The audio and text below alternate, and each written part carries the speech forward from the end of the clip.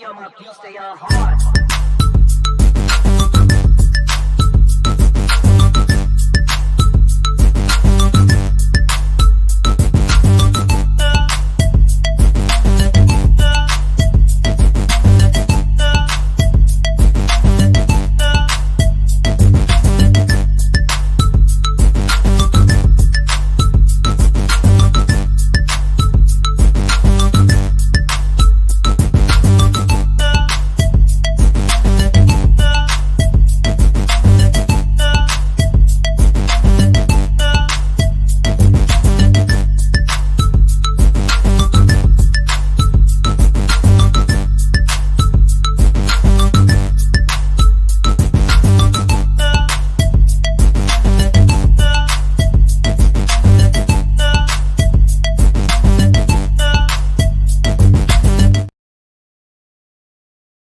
A.D. Drew here, Black College Sports Network, SIAC Commissioner Anthony Holloman. How's it going, my brother? A.D., it's good to see you. All is well, and welcome to Savannah to the SIAC basketball tournament. Yeah, SIAC basketball tournament. Been on the job 6 months there, Dr. Holloman. So, how's it been? Has it been a whirlwind? Has it calmed down? How's it been? So, you know, A.D., it's been a whirlwind. It's been exciting. It has been a pleasure to be able to do the work of the commissioner of the SIAC. I've been fortunate that Commissioner Greg Moore left the SIAC in a good, stable position so that I could take the ball and run. And so that's what we've done. We had a successful football season, successful SIAC championship game at Benedict, and Benedict finished the regular season a perfect 11-0 and was the #1 seed in the region. So we're excited from where we're at. Now we're in the basketball and our winter sports. So we're excited about being in Savannah. This is the first time, I guess, in 3 or 4 years that we have not been in Rock Hill. And bringing the tournament to Savannah is a one-off because we're looking to negotiate a multi-year deal moving forward. But bringing it to one of the campuses, I think, will reinvigorate our alums from our member institutions, because that's what it is about, to have a great student experience for our athletes and our alums in our institutions. Speaking of A&O teams, you got a team playing here in the SIAC championship that went A&O on the women's side, that being Tuskegee. So having a undefeated football team in your conference, an undefeated basketball team in your conference. Are we gonna get into baseball too? So, you know, A.D., that's the one thing that is impressive. When you have a coach that can run the gauntlet in a competitive league like we have, whether it be football, basketball, baseball, you know, it's impressive. And, you know, Tuskegee looked the part of a #1 seed earlier today. They were very impressive. They had the player of the year, the defensive player of the year. So they have a strong team. And, you know, the beauty of tournament play is one and done.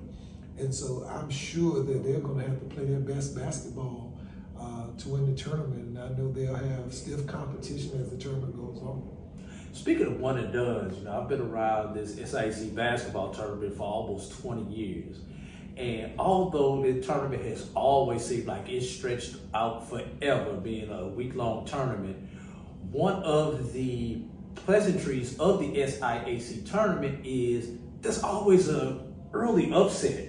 A #1 or a #2 seed goes down in their first game after somebody had to play in to get to play them. So just talk about just the topsy-turviness of the tournament. So I will tell you that the rigors of the regular season prepares the teams for tournament play. Even if you're not winning at the clip you want to, you're tournament tested when it comes time to playing these games. And, you know, one off shooting night, you know, your best player gets in foul trouble, then it becomes a game of mental toughness. And so last night, Benedict, you know, who has a strong women's program, was upset by Fort Valley. And Clark Atlanta upset by Lane earlier this afternoon. And you know, you have the one thing that I did notice. The coach at Fort Valley used to be a coach in the MEAC and had strong teams at South Carolina State. The coach at Lane used to be at Jackson State, where she had strong teams. And so you have experienced coaches making adjustments and putting their teams in a position to win. And so that is the beauty of tournament basketball. You know, I'm excited to see what the coming days bring. You know, now you have the number 1 and number 2 seeds taking the floor.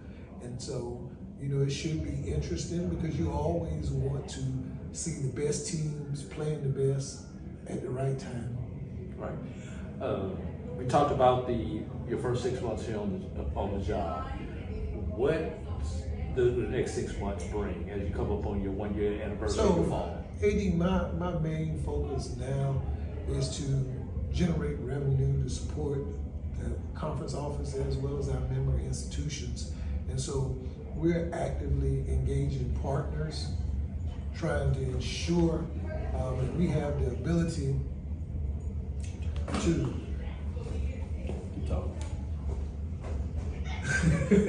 we're trying to actively engage partners to form mutually beneficial partnerships that would help strengthen our financial position. We're clearly looking at media rights partners.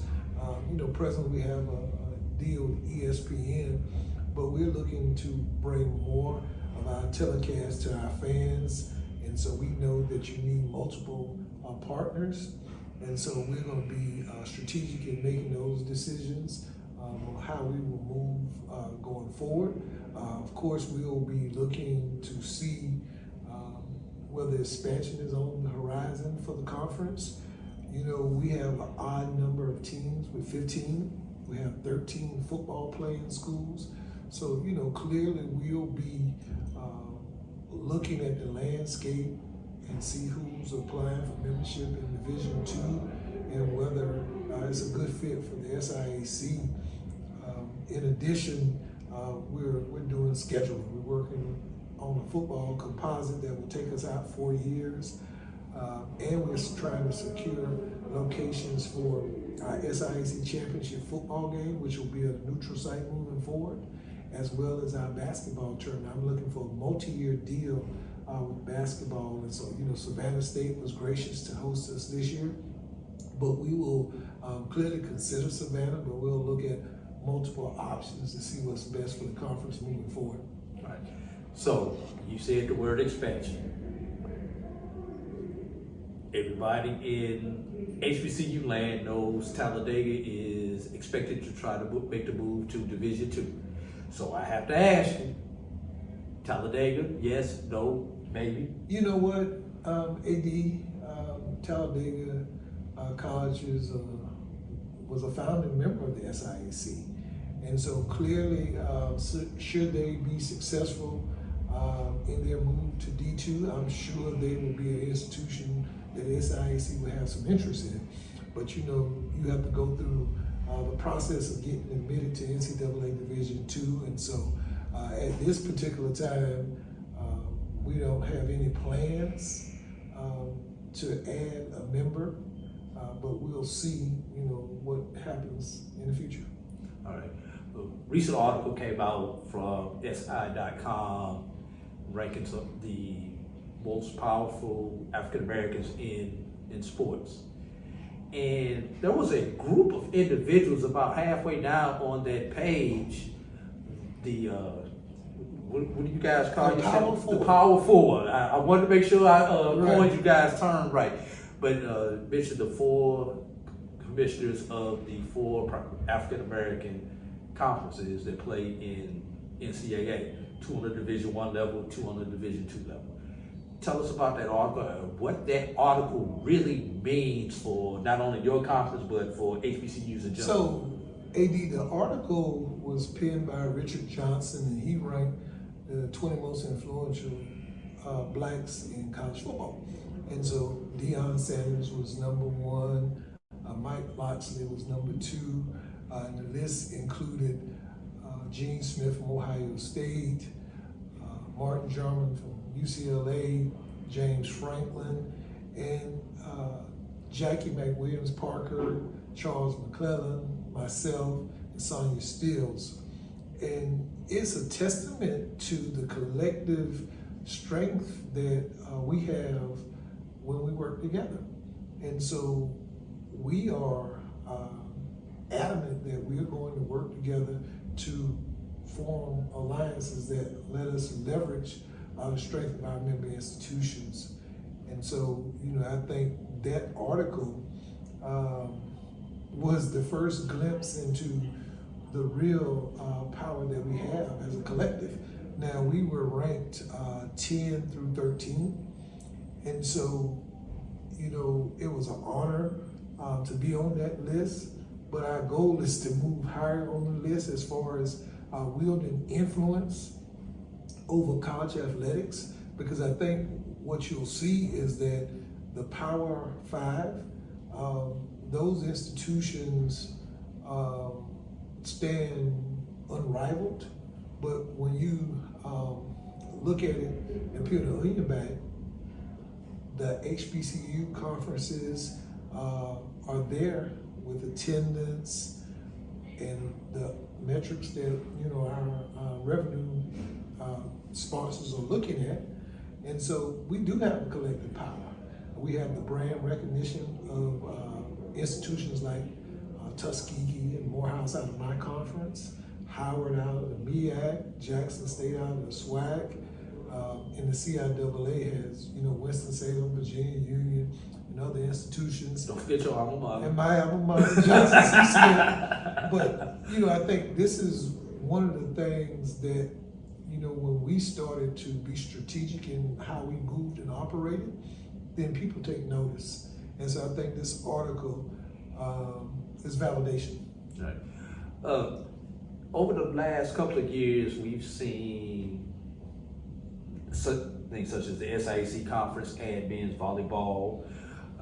We've seen institutions like Fisk add gymnastics.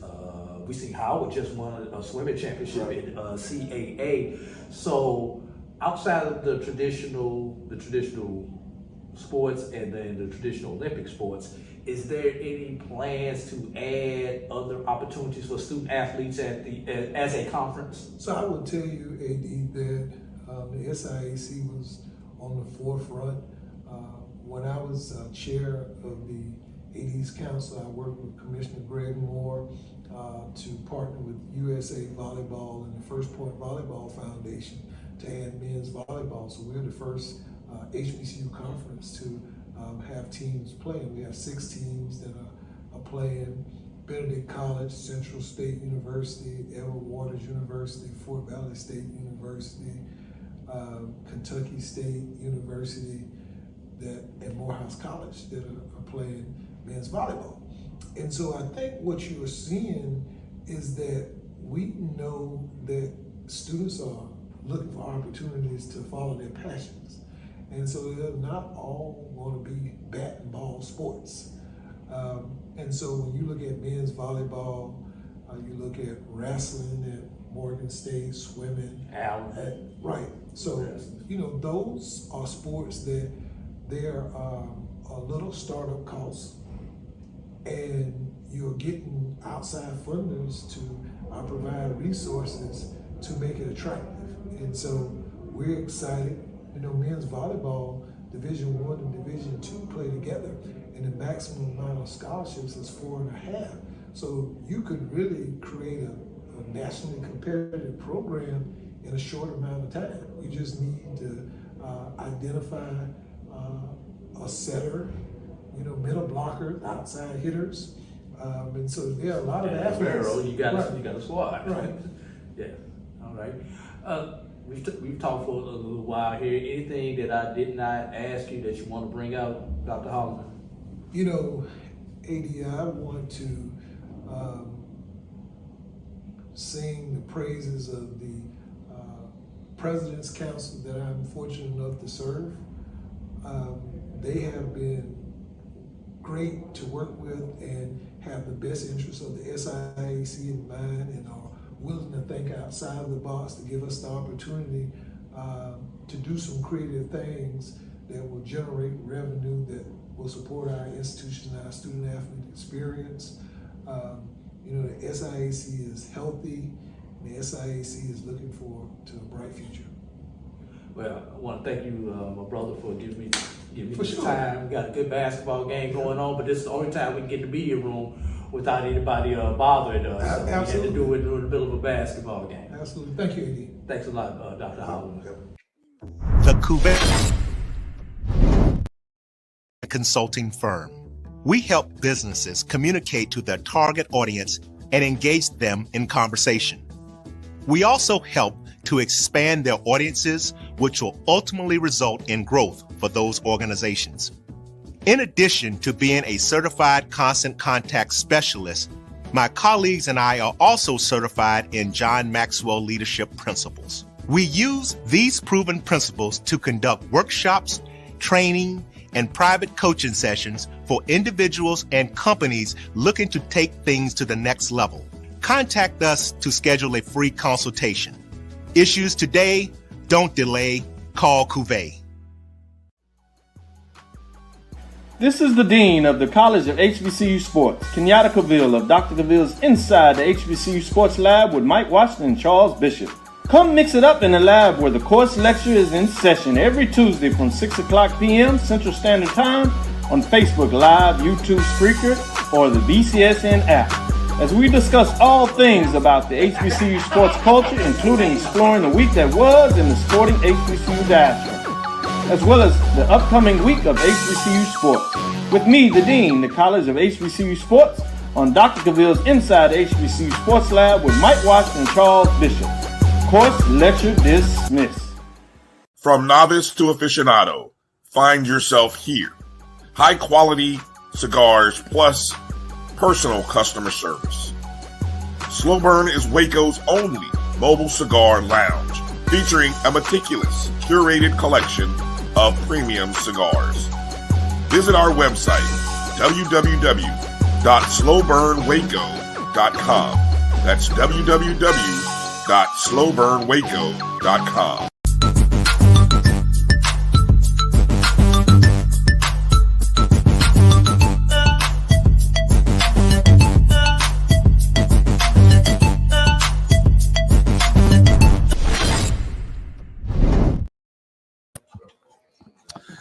All right, welcome back. It's the BCSN's broadcast here, a pregame show for the 2023 SWAC Baseball Championship. Brian Fulford here, and you can see now I've got the team of Dr. Cavill's Inside the HBCU Sports Lab. Got the dean himself, Dr. Kenyatta Cavill, and the man on the man on the ground. I'm still trying to find out the dugout man himself, right. Charles Bishop, reaching into areas that have not been touched before in terms of this broadcasting game, Charles. And so congratulations. Let's start there with, kind of how that concept came about, and then you kind of making that thing work and doing a great job of being that, boots on the ground guy to kind of move from dugout to dugout. Sure. No, I really appreciate that, Brian. The SWAC, they're always being very innovative, and they give me an opportunity to be sort of the field reporter or dugout reporter, if you will. And I got an opportunity to build a great rapport with the coaches during the course of the tournament, to where they felt, pretty comfortable talking to me down there, especially while the ball was in play.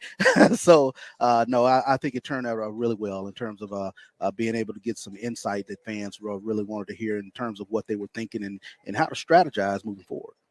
What innovation? I like that. Yeah. What kind of caught you by surprise, or talk about just the accessibility and how comfortable, or maybe which day did you feel like maybe the coaches got really comfortable with, sharing information with you? Or I find it hard to maybe think that they were, comfortable from the jump, sure, because it's something that hadn't been done before. Sure. And naturally, you will have a couple of coaches who are reticent, but what I found overall was the coaches were more than willing to talk, and were very glib.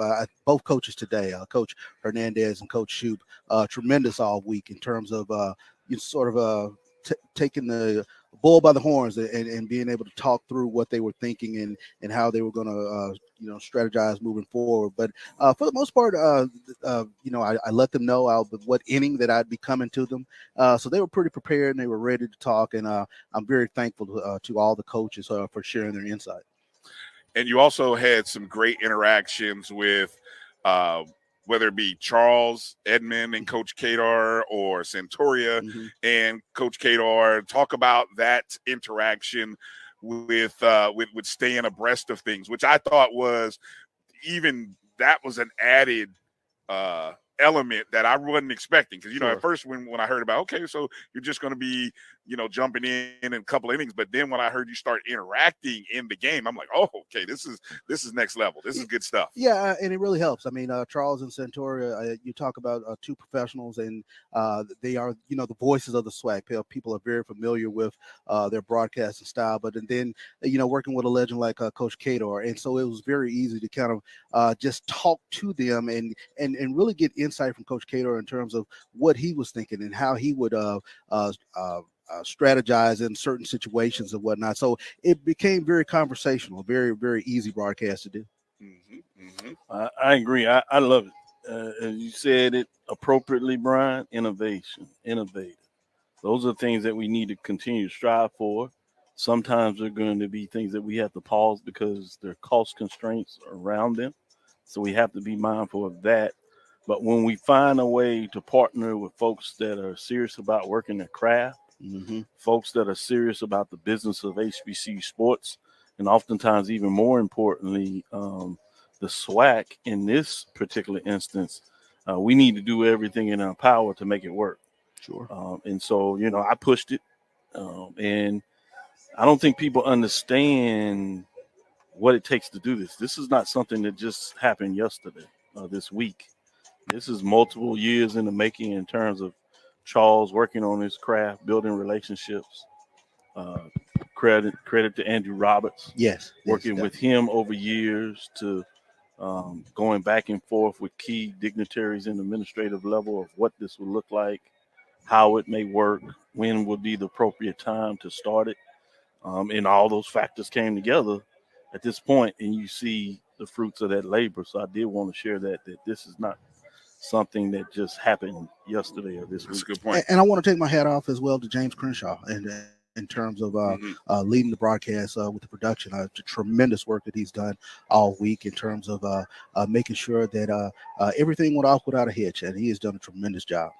Next thing is we're going to have to work on quietly is miking up a referee or umpire, a head guy that kind of reviews plays and educates us on the correct play and why it was called from the experts. Kind of that USFL type model. Yeah, and you see it in NFL, NBA for years where they would now have a crew chief person that would come in, use this a rules guy. Rules guy. Yeah. That's kind of retired. But yeah, the latest version of this USFL. So, one thing that I appreciate, obviously we're here in the SWAC, so I want to show the appropriate love there. But I've had a chance to work with the MEA, the SIAC, and CIAAs. Those commissioners are open to ideas, but sometimes I think as fans, we throw ideas out there and think it needs to be immediate, and we don't know all the different areas of how it affects. Sure. And so I take that information as a carrier between those, but I also try to think about how you implement it actually. And again, I look at cost constraints. I look at the business model. Is it human capital capacity? Is it technology, a component of it? And oftentimes it may be multiple facets. But if you work with them and tell them, and sometimes I'm able to navigate the craft and tell them how they can do it within a financial reason. And when you put those things together, they tend to jump on it. Good stuff. Charles, as it comes to these teams, Bethune and Florida A&M, what are some things that you have learned or gleaned from your conversations from these teams? Let's start with the Bethune side. Bethune very easily, they take on the personality of their coach. I mean, it does not matter what sort of adversity that they face within this tournament. They are a very steady group. And if you take a look at, if I'm not mistaken, pretty much every game this tournament, they've been down early. But they stayed the course, and they have good quality at bats. If you take a look up and down the lineup, not a lot of guys who've hit a lot of home runs. They don't really steal a lot of bases, but they put the bat on the ball. And that's one of the things that Coach Cater has said all week, that you have to swing the bat and see what happens. And they have swung the bat very well. They've driven the ball back up the middle. They've hit the ball opposite way, and they've just moved runners along all week. They have been steady. They have been consistent. And, I take my hat off. Coach Hernandez has knocked off Jackson State. He's knocked off Southern and to knock off Grambling, all teams who are pedigree teams who've won SWAC championships. Yeah, he's knocked. He's been the knocked off Southern once, Jackson State, Grambling twice. Mm-hmm. It's been an impressive run. He went through the whole West. Went through the West. He cleaned out the West. He did, boy, did they? Did Grambling twice, Southern twice. Everybody but Texas Southern. They split, but he cleaned it up. So that was pretty impressive when you talk about what he's getting done, especially to come through the losing bracket, and he did it the hard way after losing day one. Close game, 4-2 to Southern. Exactly. They were right there in it. And then the other thing in the last couple of matchups, they've been their cardiac kids where they've been able to do it late in ball games. Mm-hmm. They've gotten one of the key things I always try to tell people about the tournament is that you just never know. There's usually going to be a couple of unsung heroes, oftentimes on the mound, big bat here and there that gets a crucial 2-out RBI or multiple RBI to get you either the lead or to finish it out late. And he's come from behind. He's got some pitches that went deep. And you see that on FAMU side, which is the other reason why they're here. But you talk about somebody that comes in that you're thinking may give you an inning or two, at the most, maybe 3. Many of them giving you 6, 7 innings, sometimes into the 8th. That's everything. I think that's been the biggest thing when you take a look at this FAM baseball team. And you to your point, Doc, you take a look at the guys who have started ball games for them in this tournament. They've given them 7 innings, 6 innings. The young man, Raylan Wagner, he stands out. He went 8 1/3. He gave up, I believe, 6 runs, but he kept them in the game. He kept wiggling them out of jams. And it was just a yeoman performance when they had to have it to just get to the game that could get them to the championship game. You mentioned that FAMU pitching, which really I feel like that's that group, the group of Raylan Wagner, Trey Simmons, and I guess I'd probably even say Dallas Tees. Yeah. 3 guys who won games. Tees went 7 innings. Simmons went 6 yesterday in the semifinal. And you mentioned Wagner, who went 8 1/3. Guys that, I'm not going to lie, look, we weren't really sure. I'm saying we, Rattler Nation, but a lot of people weren't sure what those guys were going to do. We question the arms. Let's be frank.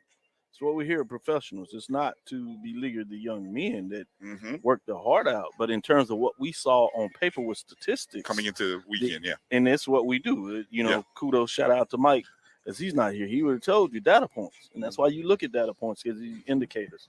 Now, they're just that. They're indicators of what will probably happen.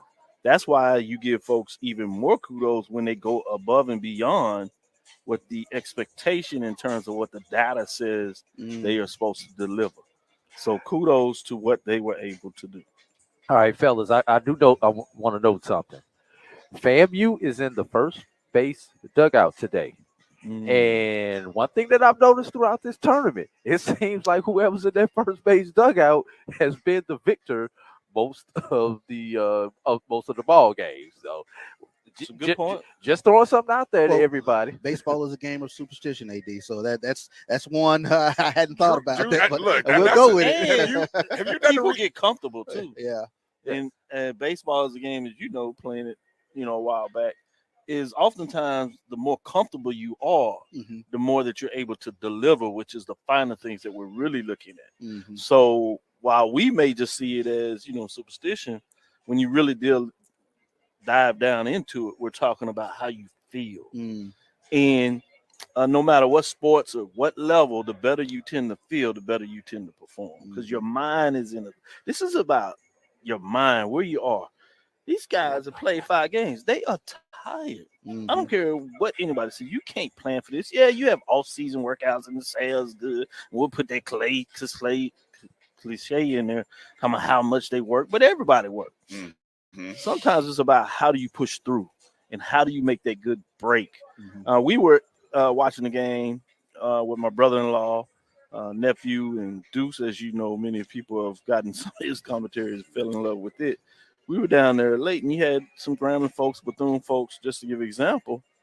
And the lady said, man, that was a lucky play. And I think the gentleman misread what she was saying that the kids weren't lucky. And he's saying where the ball was hit, because the ball hit perfectly. With that double Great play. play that he dove and caught the ball. And Yes, just the happened double to play. land on And first he base. landed on first place. So the play in itself was outstanding. But the ball being there where he could react in such a way to make the play is luck. And sometimes you need that. Sometimes you need fortune. You know, frankly, luck in tournament. It doesn't mean that the team is not playing well. One other thing, at no point in time during the season do you play 6 games in a 4-day span. Correct. Yeah. Correct. Yeah, you kind of have to have that Iron Man mentality once you get to tournament play. So yeah, especially if you get that loss. Yeah, once you get in that there's losers bracket, a case you can get in that winner's bracket, and that's why you lean to what and have to give even more credit for FAMU and Bethune-Cookman being able to get 2 on Friday. That doubleheader after playing 3-some games. Usually, even if the game is not won by the undefeated team in the first matchup, usually they're able to come back later in that game and get it because just the dead legs, tiredness kicks in. So I'm fascinated to see the matchup, and it happens to be the fact that it's the Florida Classic. You know, second year of these programs in there. You can't get better if you're a true person of the SWAC. And I'm sure from the commissioner's office, in terms of integrating teams into a conference and expansion, I'm talking about at any level. You love to see this take place from that person. You know, obviously, you know, you may have a sweet spot for your teams and those blue bloods, barring a term. You know, I like to say black bloods to turn away from everything whiteness, but that's a whole different discussion. But from that perspective, when you talk about it, it's like this officially integrates you in terms of playing at the level. FAMU has the unique chance, and I know you brought this up in one of the questions you had, A.D. Drew. Hold that thought. Let's come back with those storylines on the other side, Doc, because it's time for our second break. Okay. How about that? No problem. All right, we'll take a short 2-minute break. We call that a tease in the Cut y'all just in time. All right. Let's take a short 2 minutes here. You're watching the BCSN preview of the 2023 SWAC Championship baseball game between Florida A&M and Bethune-Cookman. Troy? Up to 100% dandruff protection, even between washes. Never not working. Never not working. Never ever not working. Head and Shoulder Scalp Shield. Never not working. For 200 years, Montgomery, Alabama has been making history by people who had the courage to stand up for change. Today, this riverfront city has been reborn, embracing the past and looking forward to the future. From the National Memorial for Peace and Justice to the stage of the Alabama Shakespeare Festival, this is where history was and is made. We are proud to call Montgomery home, and together, we can be the change. Bounty versus the old family dish towel. Drying with a fresh sheet of Bounty leaves your hands cleaner than a used dish towel that can carry and redistribute food residue. So ditch the dish towel for better hand hygiene. Bounty, the quicker picker-upper. Q Time is a classic Atlanta soul food restaurant located in the historic West End. Q Time Soul Food is a family business started by Fred and Christine Crenshaw. Come on in, relax, and sink your chops into our tantalizing, mouth-watering, distinctive soul food with a twist, the Q Time way. 1120 Ralph David Abernathy Boulevard, or call your order in at 404-758-2881. Do you miss your mama's cooking? Then come on down to Q Time, an Urban Passport member. If you think all pads are exactly the same, think again. This is Always Ultra Thins reinvented with the Always Triple Protection System. This pad wicks gushes 90% faster, absorbs even more so you can feel dry, and locks odors in.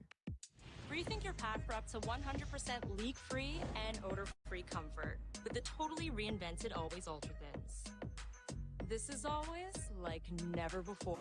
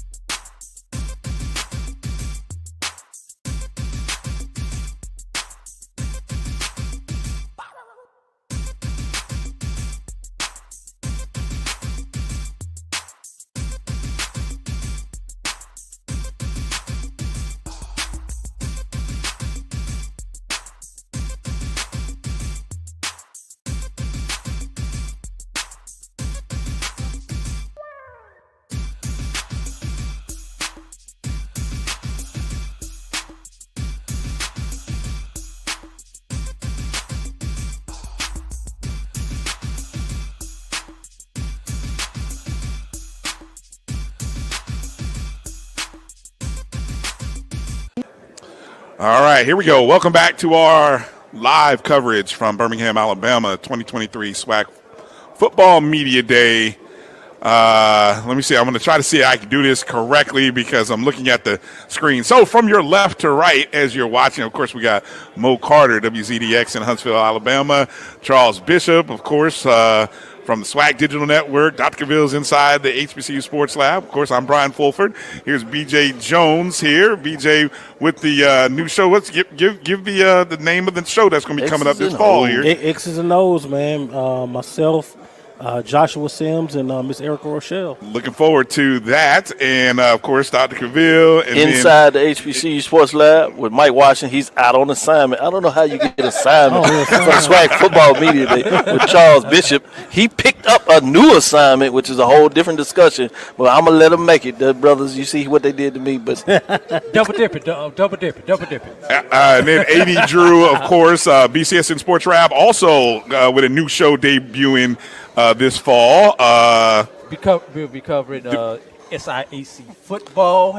Awesome. Still working. Names work in progress. Yeah. Work in progress. Work in progress. That means y'all in the lab back there. Yeah, we working in the lab. As in inside the HBCU Sports Lab. Get it? All right, they can throw some suggestions in the chat. Inside. Okay, so as SWAC Media Day concludes, it's been a busy day here. Most of the coaches have departed. Most of the players departed. And it just leaves folks to break down and for guys like us to kind of analyze and think about what we heard. So we'll just start with Mo and kind of just go down the line and say. Before he does that, I want to throw one thing in there. Oh, please, go ahead. And the only reason I want to do this is because I don't want to forget it because it's been one of those days. Yeah. This is the reason, the impact that we have here. We got to find a way to stretch this to 2 days. I'm going to put that plug in. Everything else was great. How long have I been saying that, Drew? We got to find a way to get this 2 days. 2 years now. So we can really get to everybody because everybody gets a part of everybody and they get who they really need, but you can't quite get to everybody. That's the only thing I would like to add to it. But go ahead. And as the growth, I mean, what do you guys think about possibly opening it up to fans as well? That's another good piece. I mean, if we're going to open it up to 2 days, I mean, you might as well allow fans an opportunity. And the thing about it, if you do that, financially, that's the thing you can do where you could actually charge for that part of it. Yeah. So you can create another revenue generating definitely component of it. Exactly. Okay, so let me back up. You made me bring up something instead of getting to what we saw. Okay. Let's start with the order of finish and what we saw. And so obviously Florida A&M predicted first in the East, but five of the 6 teams received a first place vote. That's correct. Over on the West side, Southern University with the most first place votes, and again, 5 of the 6 receiving first place votes. So, Mo, we'll kind of start your way and then go by. Let me get this while everybody doesn't have that in front of you since you bring that up. Thank you. 6, Bethune-Cookman, 34 points. 5, Mississippi Valley State, 35 points, 2 first-place votes. We were teasing about that earlier. Who were those 2? We want to meet them. Number 4, Alabama A&M, 73 points, 2 first place. I said that. He swears it is not. Who maintain the field. And they can't vote for themselves. That's what Doc swears. I don't know about that, though. Let's keep going. Alabama A&M, 73 points, 2 first-place votes. Number 3, Alabama State, 80 points, 2 first-place votes. And number 2, Jackson State, 94 points, 2 first-place votes. I was surprised they only got 2. Not necessarily surprised they picked second. Florida A&M, 116 points with 16 first-place votes on the SWAC West, starting from ascending to the top. 6 was Arkansas Pine Bluff, 33 points. Number 5, Prairie View A&M, 68 points, 2 first-place votes. Number 4, Grambling State, 69 points, 2 first-place votes. Number 3 is Texas Southern, 73 points, but only 1 first-place vote. Intriguing. Number 2 is Alcorn State, 94 points with 6 first-place votes. Southern, 122 points with 13 first-place votes. Thing that came to mind that we talked about, Brian, earlier, Southern had more points but less first-place votes. When you look at, they only had 13 first-place votes, but I had a total of 122 points, while FAMU had more first-place votes, 16, but only 116 points. So, break that, your thoughts on that order, and then maybe your order of finish or your prediction, if you're free to give one, Mo.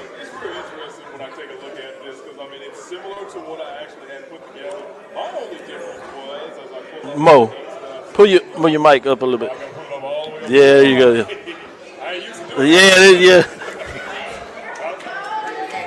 Oh, you good. You good.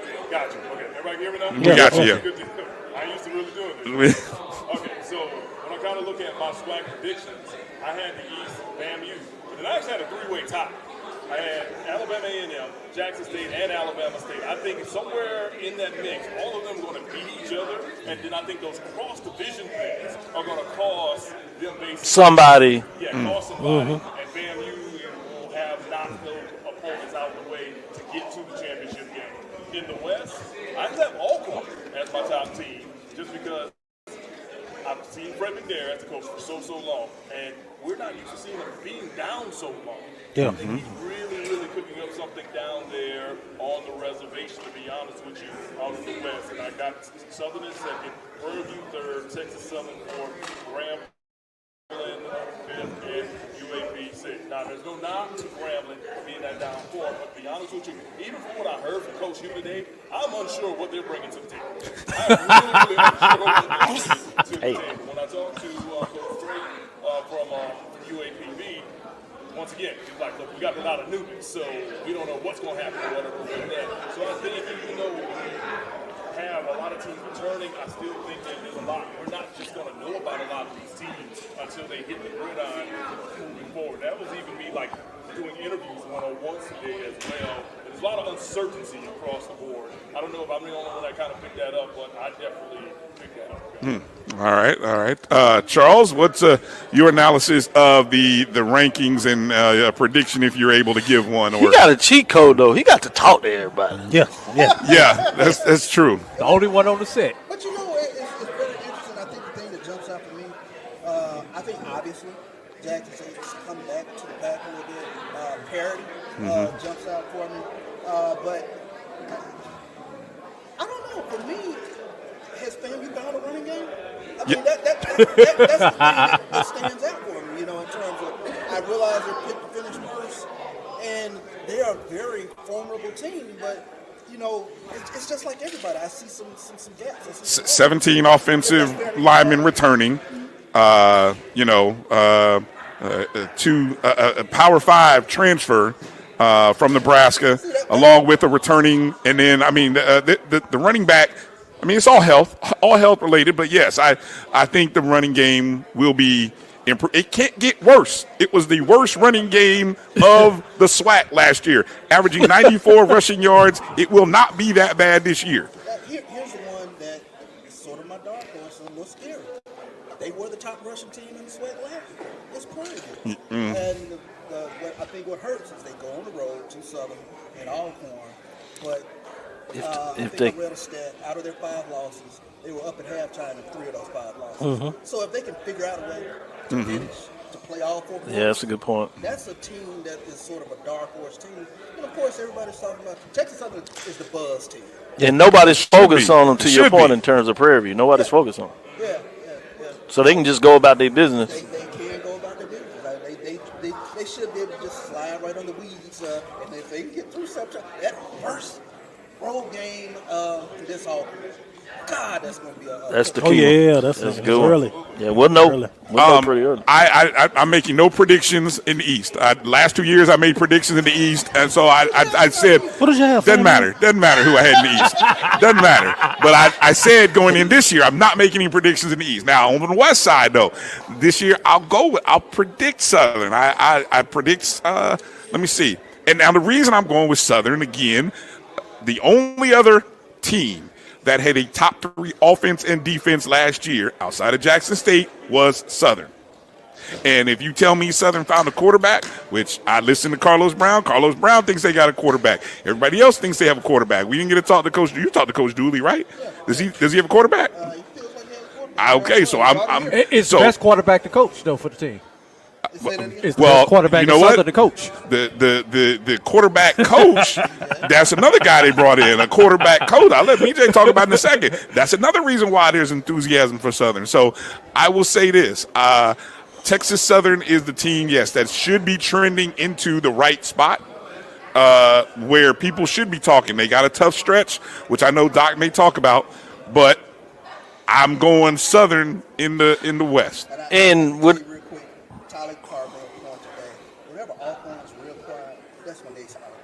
Yeah, they are. That's why I'm picking them, man. Like, I haven't heard much about them. The thing I will say about Southern is their schedule is so favorable.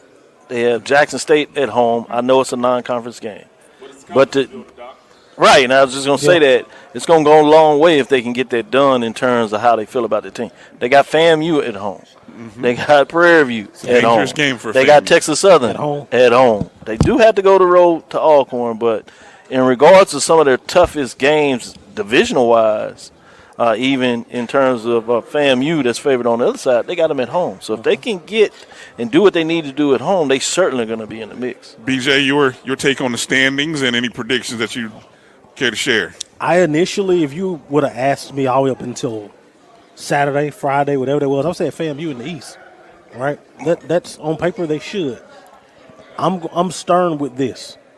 Championship teams, what happened? Championship teams don't make that mistake. The leadership in the locker room is built completely different. Championship teams are on a mission. That's not a mistake that championship teams make. Not saying that they won't win it, but they kind of gave me a room for pause. Gave you pause, okay. Gave me some room for pause.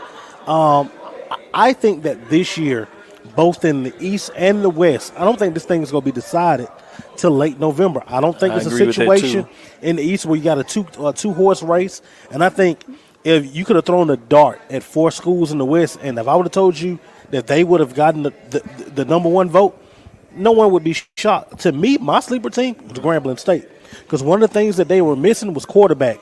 You bring Miles Crawley into that offense, and his ability to be able to push the football down the field with that defense, coupled with those receivers and that running game, I think Grambling might have some special down there. I like that. That's good stuff in a lot of ways. This is what I got. And you know me, I like to overthink all this data analytics. It's too much. So y'all just bear with me. I went down to every schedule. I sat up there on that Friday when you got a blink and thought differently. Mm-hmm. I did the thing, but I was just analyzing matchups. As I told you, who has home, who's on the road, neutral site, classic game, who won last year in terms of maybe the get back type of factor. And this is what I end up coming up with. I have in the Western Division, 6, Arkansas Pine Bluff. I have them going 1-10, 0-8 in the conference. Yikes. Number 5, I have Texas Southern 5-6. Can't get to that winning season. I got them 4-4 in the conference. I have a 3-way tie for number 2 with Prairie View A&M at 6-5 overall. They get a winning record, but only good enough to tie for second at 5-3. Along with Southern at 6-5, 5-3. Grambling State tied with them also, but at 7-4 and 5-3.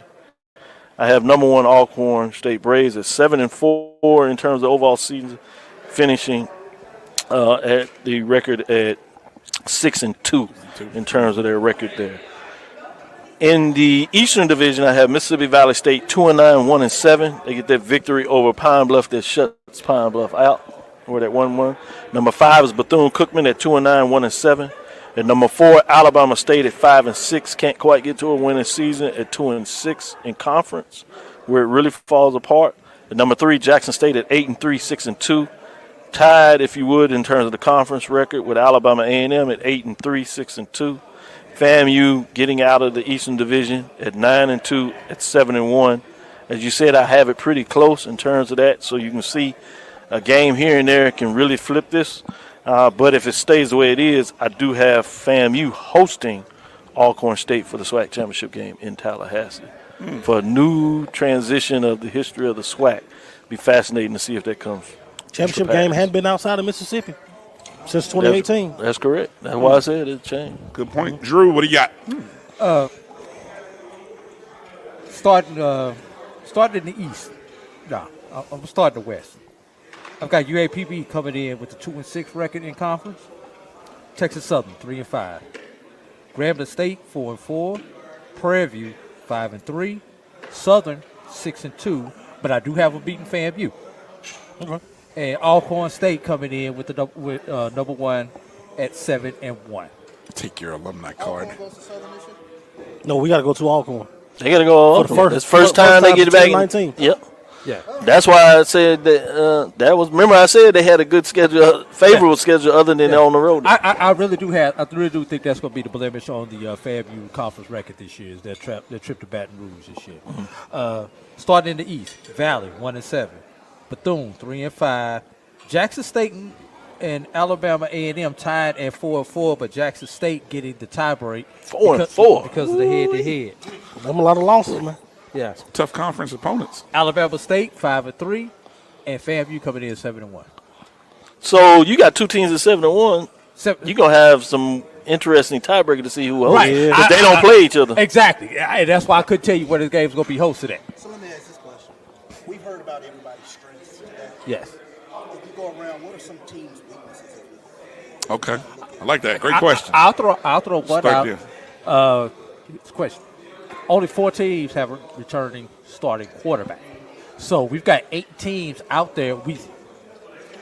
Some of them we think we know what the situation the quarterback is, and some of them, even after today, we have no clue what their quarterback rule looks like and who's going to be QB1 for some of these teams. So I'll throw that out there, and that's for all the teams. And those 4 teams: Texas Southern, Prairie View, Florida A&M, and Alabama State have their starters coming back. You're talking contenders or just in general? In general, because Okay. I think one of the things, hope springs eternal Yeah. in every media day. So Yeah. you hear all these positives, but you never really know where the gaps are. Mhm. With teams, and that's why I asked. I said, well, I see FAMU, number 1, and they look the part on paper, but for 2-3 years we've been talking about a running game, and I still haven't seen a running Well, game. hold on. It hadn't been 2-3 years. It was.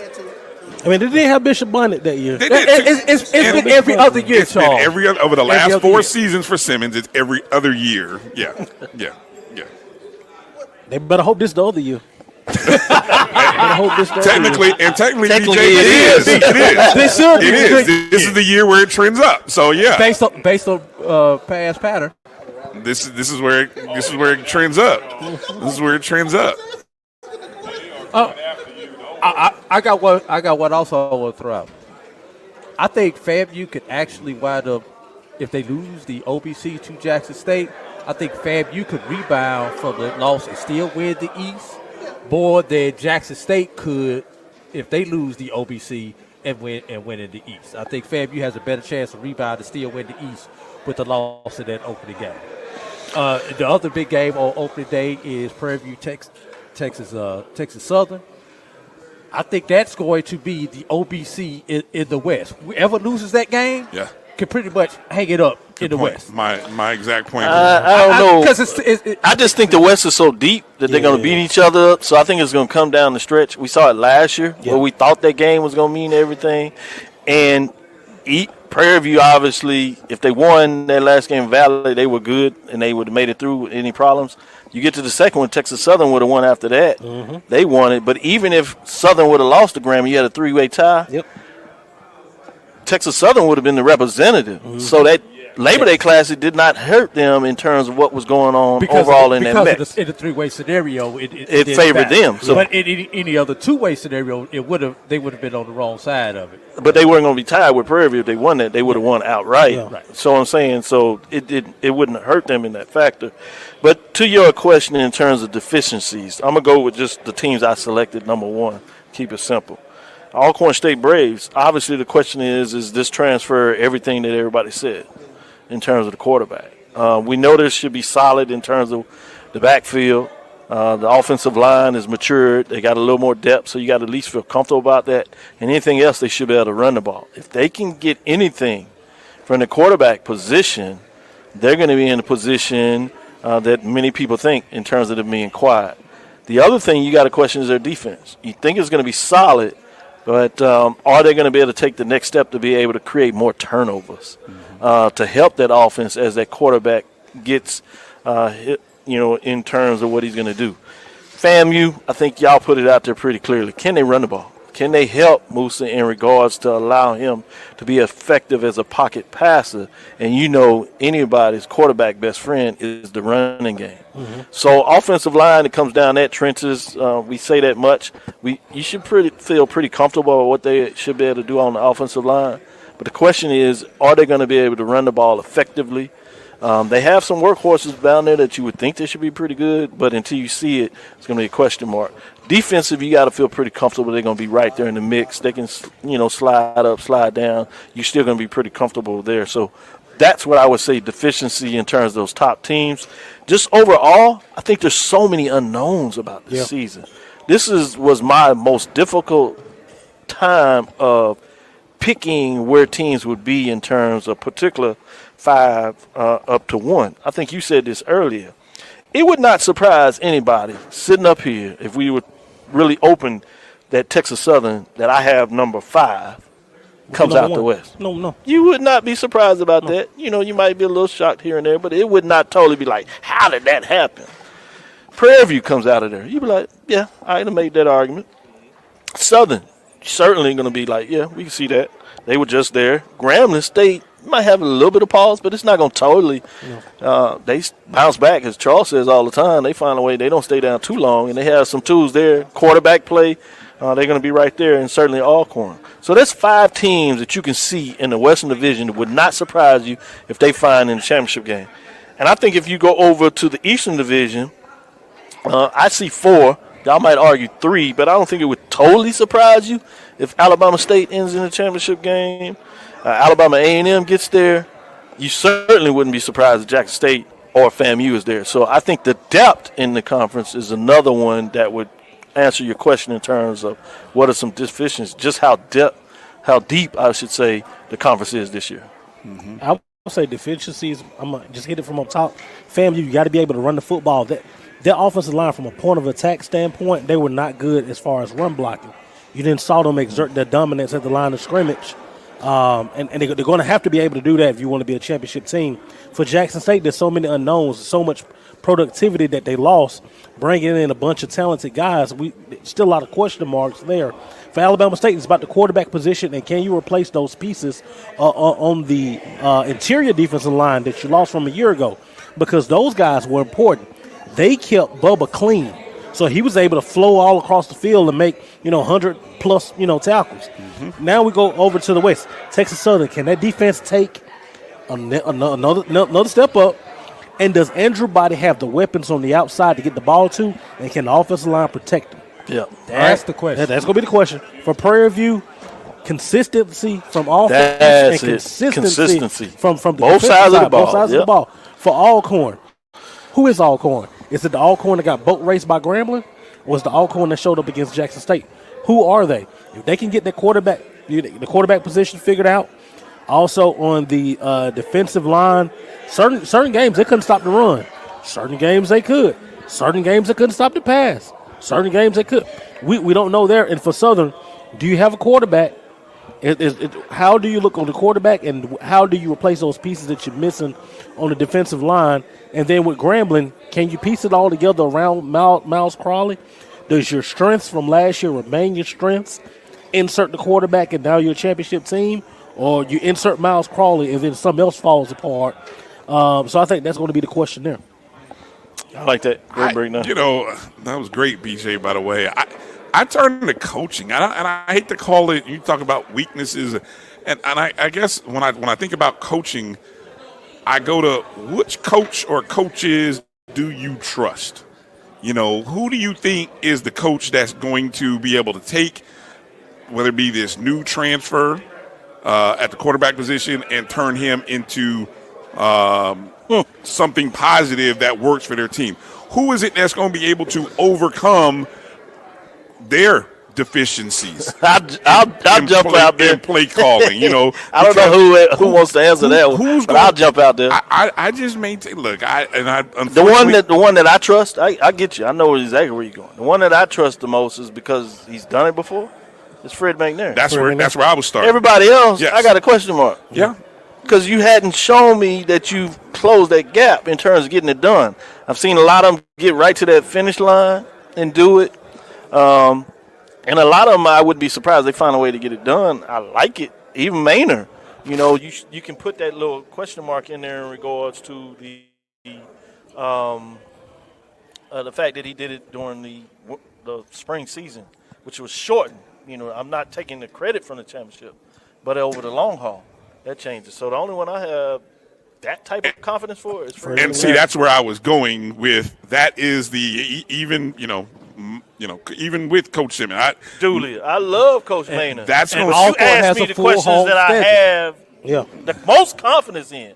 I love what I believe T.C. Taylor is going to do. He hadn't been there at chair before. I think he'll get it done. But if you ask me who I have most confidence in, keyword most, it's going to be Fred McNair. That's same here. I can definitely agree with you on Fred McNair because he's been there, done that as well as a head man. Mm-hmm. I mean, clearly, Coach Dooley has been on a staff like that. Coach Maynard's been in different spots, but not truly in the SWAC or whatever. So I totally agree with you on that. Yep. All of them have. With that situation. That's another reason why I have Alcorn coming out of the West to be the rep this year. Yep. Can I change my pick? No, I'm just kidding. I've talked myself out of Southern, so I'm sorry, BJ. Yeah. One thing I can say, though, it's kind of just like looking at whatever. We talked about this last year about like those stretches where it could be of importance. Here's something I want everyone to take a look at. Look at the weekend of October 28th for the people who are contenders. Alcorn plays host to Valley. On paper, we know what that is, but we know how big I feel you. gets up for any whatever team. Jackson State goes to Arkansas Pine Bluff. We've got the Magic City Classic here. Prairie View goes to Florida A&M. Texas Southern Homecoming. Southern, and Bethune-Cookman goes to Grambling. Now look, let's go to week 10 when you go into that first week of November.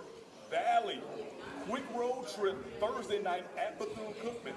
Then Florida A&M's in Huntsville. Imagine what happens if Alabama A&M knocks off Alabama State, and then this is a game for first place in the East in Huntsville. Nice. Now I think great setup. ESPN list or whatever.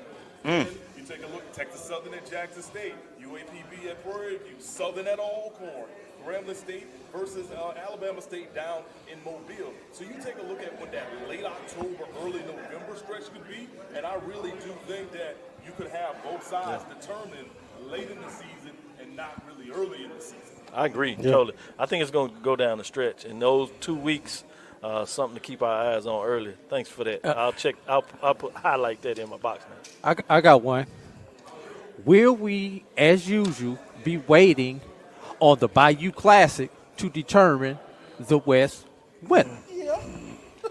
You know, because usually one, if not both of those teams are in contention. I'll put it this way. I hope not. For my predictions, yeah, absolutely. I hope not. But it's real. I mean, that has been the case. I think 16 out of the last 21, 22 years. Yeah, one, if not both teams. Yeah. You were waiting on it. Senior year with that same situation. Yeah. Charles, what if you gonna get in there and say that had you pondering? I was like, mind racing here, but a quick question. Player not named Jeremy Musa or Sundiata Anderson that could be player of the year when the season is done, or defensive player of the year when the season is done? I am shocked. Jarvion Howard. I am shocked that that Bubba down at Bama State won preseason defense player of the year. I am shocked. I think he is one, and I think for the offensive player of the year, for me, it wouldn't shock me for it to be Jarvion Howard. Keep your eye on England at Alabama A&M. It's because the running back's not sexy. Yeah. I got to go with a quarterback. I'm going to go with Andrew Body. You said other than Musa? I said other than. Oh, okay. No, I'm with you, BJ. It's funny. It made me think about this. I talked to Zach over there, Blue Bloods, and we were talking about. And I remember I brought this question up about Jarvion Howard, and as much as I'm excited the fact that Jeremy Musa was the preseason offensive player of the year. If the best offensive player in the SWAC is Jarvion Howard, I don't care that he is a running back. You're going to tell me he's not the best offensive player? Like pound for pound, if you were having a fantasy draft, you're not taking that dude number one? If I'm the GM in the NFL, no. I tell you what. But Take no, Jarvion Howard away from that offense a year ago, and where it's all going. There is no. Seriously, he's the real deal. Yeah. But I think you can make an argument either way. That you could. I wouldn't have been mad if he was preseason player of the year. Yeah. So I don't know when's the last time So a are you running mad back. that? No, I'm happy for Jeremy. But it was predicted. I kind of thought there was only two guys who might get offensive player of the year. It was either going to be Andrew Body or Howard. Really, there was only three guys because I know how this. Whoever we know it's the SIDs and the coaches, right? So they usually go to script. Yeah. Now, it'd be interesting if it were media, it'd be something different. Yeah. I think, but they usually goes to script where look, Musa was second team last year. He's the returner. FAMU's predicted to be number one. Okay, so we've seen that. I will throw one additional plug in there. If Prairie View, as some people predicted, is going to find a way to have the consistency that they have, particularly also Trayvon Conley, will be the reason why, and therefore he will be postseason player of the year. I got one for you, Charles. But did you answer his question though? Yeah, I said Howard. You said Howard. Okay. Yeah, I definitely said Howard.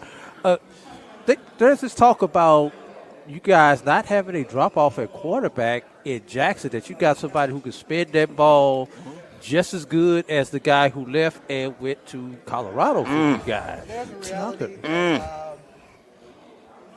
Shador Sanders left huge shoes. Yeah. And I will say this about what they said about Jackson's incoming quarterback. They're excited about what he brings to the table.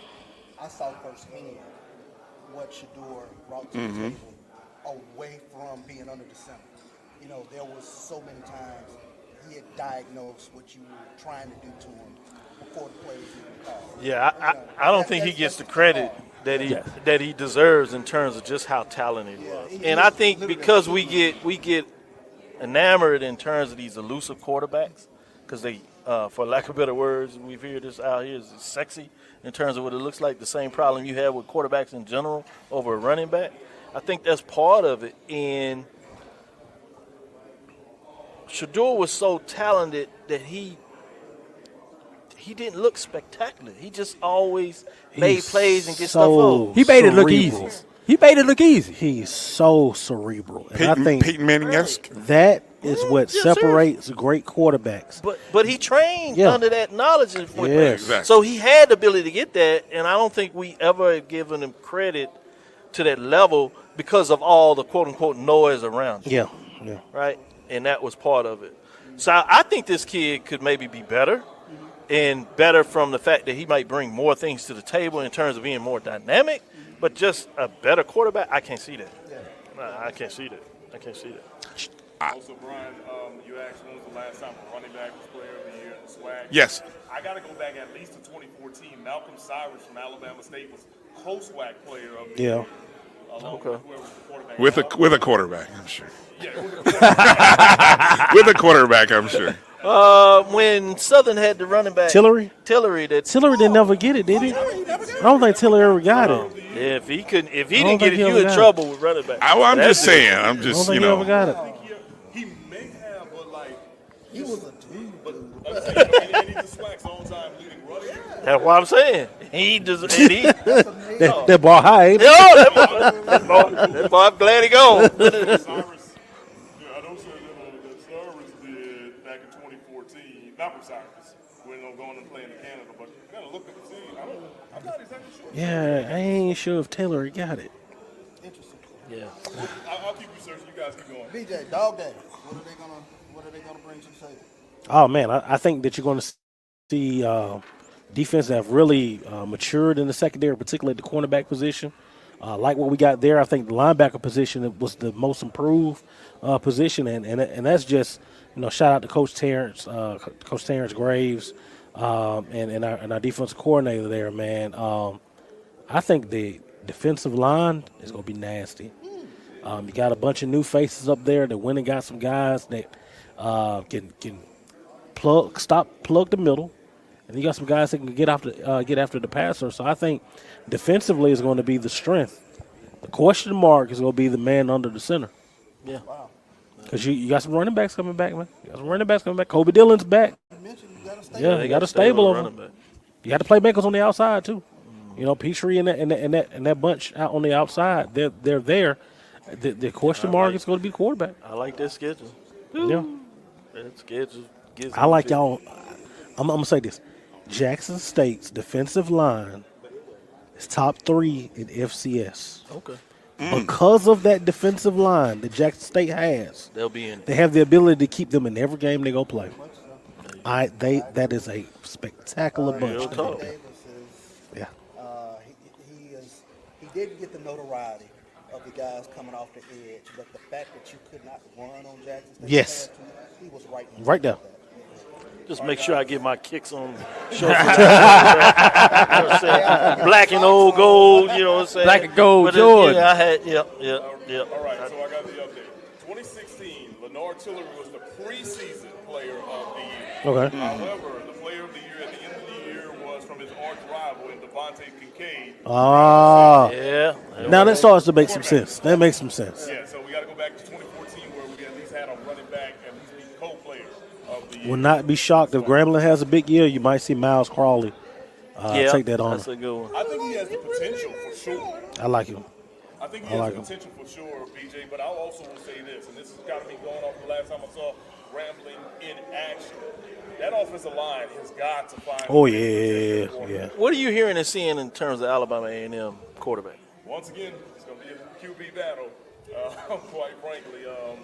Clearly, we saw some good things from the guy that started majority of the year this past year, but also we saw a quarterback who did not play a lot in the spring.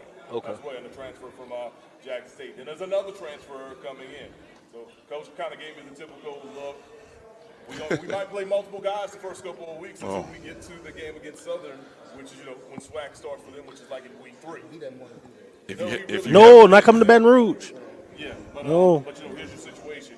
You play Vanderbilt week 1, then you have Lane week 2 for the Lewis Cruz Classic. Then they hit the road to go take on Southern in week 3 to open up SWAC play, and then a short week the following week, Thursday night against Arkansas Pine Bluff. So either we're going to see a 2-quarterback system in Huntsville, or we're going to see a heavy dose of the running backs rolling until somebody can win some games at the QB spot. I mean, our England folks are deaf. England are deaf. Well, that's what he came when he interviewed. That's what he told him. Yeah. He said, we gonna lean on the run. He said, we got a bag. England starts the season, he's easily a 1,200-yard back. Oh, yes. Yeah, that's true. He can carry the whatever. So great point. He didn't really start getting. And they got a secondary back behind them that can carry it too. Yeah, they got a defense that people are sleeping on because everybody focuses what they do offensively. That defense was a little better than what most of us saw and thought last year, but a lot of that was based on the inconsistency of the offense. Yeah. But yeah, Zarion Hayes, defensive lineman who was named an All-SWAC selection preseason. Well, All-SWAC selection last year, preseason All-SWAC this year. I think he'll probably be a box and roll All-American, at least on the watch list or whatever. He definitely brings a new line of things things on that D-line Yeah. for Alabama A&M that they have not seen in a number of years. And because of that, he's been able to kind of make the rest of that defense really, really go. So expecting him to get a lot of double teams, but that can open up some opportunity for the defense. But yeah, the A&M defense has definitely improved from when we saw it when the Quill Glass had to win every single game. I got questions about that secondary. We got a half circle here, so I don't know if we can go around the horn and it's somebody else's turn. But before we close, because I know we're running out of time, let's get everybody's closing thoughts, either on the season or today. Starting with you, we can go around. All right. Well, first of all, I'll say this. From a media standpoint, I was really excited to see the amount of media members that are here for two reasons. One, we can go ahead and say the Deion Sanders effect and whatnot, but Coach Prime is not here anymore. But still to see HBCU media outlets and local television stations and radio stations. I think Dr. McCullough told me at one point he had counted like 225. Okay, yeah. So 225 people were here. Which was above last year's 200. Yeah. To actually cover SWAC Media Day in the time that we are. Here's another thing, too. For years, the SWAC Media Day has always been connected with SEC because they're always in the Birmingham area. Usually SEC would be in Hoover, and the SWAC right here in Birmingham or whatever. Because, you know, a lot of SWAC teams overlap with the media markets for SEC teams. Not the case. That was last week in Nashville. Spent 4 days up there or whatever and whatnot. Had some fun, but the situation's a little bit better. So to say that you didn't have that situation this year but still have all the That's a good point. Yeah. I'm very, very impressed with that because that shows what HBCU football means to many individuals besides us sitting up here, but also what it can embark on for the future that'll help with other situations. So that's my take from a media standpoint. Clearly from football, hey, best man's going to win it. Let's go ahead and just, you know, line it up and see you in December. There you go. Charles? I'm going to kind of piggyback on what you were saying. The fact that every week there's going to be a HBCU game on television via That's the one I was going or HBCU Go. Multiple most weeks. And you know, I think the fact that this is already a fervent fan base that goes to games, but to just know that to understand eyeballs mean something, that's huge, and that's huge going forward. So that really stuck out to me just looking at the television schedule and literally looking every week like, wow, you know, there's really not a need for me to turn to another channel to watch somebody else's conference. This conference that I enjoy, I love is, you know, right here in front of me. I love it. Can't wake up. Brian? I've said this a couple other times this last 24, 48 hours. Find me a team that has been the top offense and defense and lost over half of their starters, including their coach, and return the next season as a contender. That's hard to find. And I say that because, you know, I'm fascinated with the folks that have Jackson State in their rankings to, you know, the two people from Jackson State who voted for them in first place. But I'm fascinated by this belief that, yes, I know they've, at least on paper, you know, the recruiting people say that they have the number 2 recruiting class. Great. I mean, okay.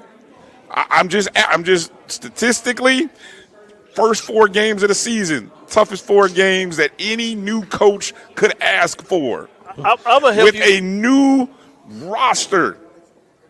I mean, that is, if he goes 3-1, man, I'm telling y'all gonna be there's a 9-win season in the bag coming. Well, I think I said if Jackson State gets through the early part of the season, you don't want to. They get scary toward the back. If that thing's My thing is only one of the games in the top part of the season counts though. Yeah. So they could be 1-2, and if it's the right one, they really getting good. The other thing I think that's tough on your question, I think that's true, and I think it's valid to ask that question. But I think the other part of that is who, other than FAMU, that I think a lot of people are picking, who outside of that are you comfortable saying that is that much better than Jackson State? Clearly. I can't. Again, you're asking me. I can't. I'm trying to. Okay, yes.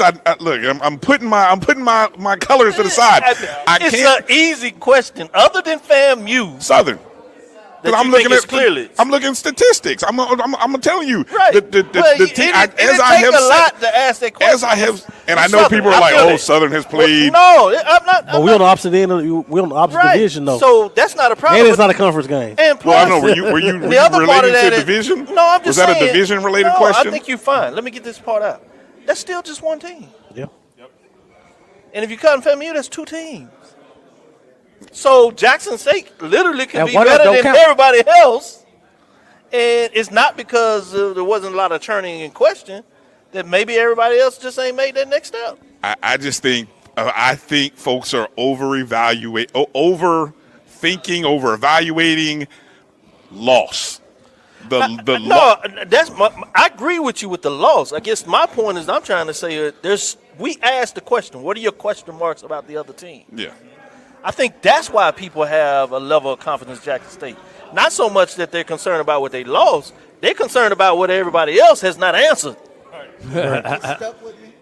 Sam Washington said, I believe, at the first Celebration Bowl, he said something to the effect that championship DNA does matter. Yeah. And that DNA permeates that locker room. Yeah. So that's just another. That's another little nugget. He gonna find a way to drop a nugget. Yeah, Go ahead. How many returners again? How many that championship DNA? How many BJ, let's returners? move on. Brian, we're gonna let you talk about that on Sunday. I'm just BJ, your thoughts. Man, biggest thing like Mo and Charles said, man, just media day. Back to normal. It's refreshing and it's nice to see people that are here because of those three letters, HBCU and SWAC, the conference itself. So it's great to see that, and I think that we're in for an exciting season. I think that having this many games on television, with the type of year that we're going to have, is going to be instrumental to continue to grow in the conference, and we're going to start it off big. MEAC SWAC Challenge on ABC. On ABC, that's how you start it, and I think that the finish is going to be that much better. No doubt about it. A.D. Drew. Y'all talk about a championship pedigree. There's another team in this conference that has a championship pedigree and a championship coach, and we talked about them.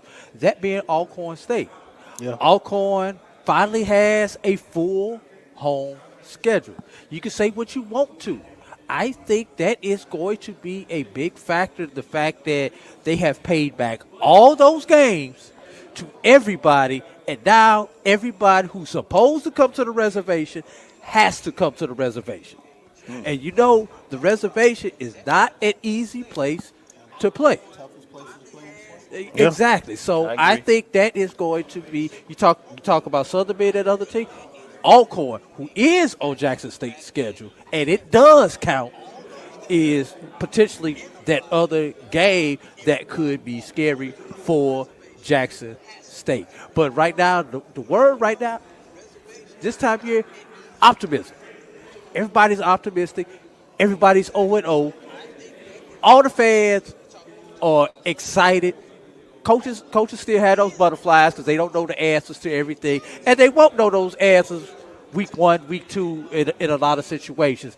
And what you thought you saw from the spring or in fall camp, come week 4, may be totally different due to injuries, lack of production, whatever the case is.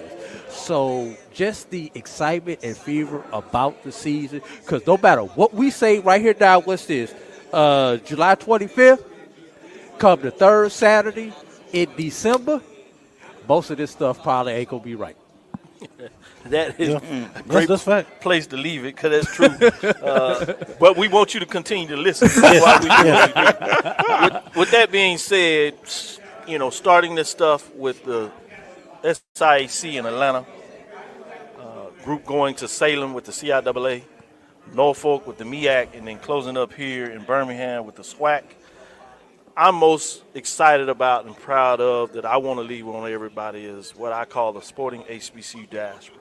It was on full display for this full month. And we saw it culminate here in Birmingham with everything that you all just brought to the table and said, and those that are in the background with Raymond Holly, Roy Evans, leading this ship in regards to allowing us to be parts of what's taking place.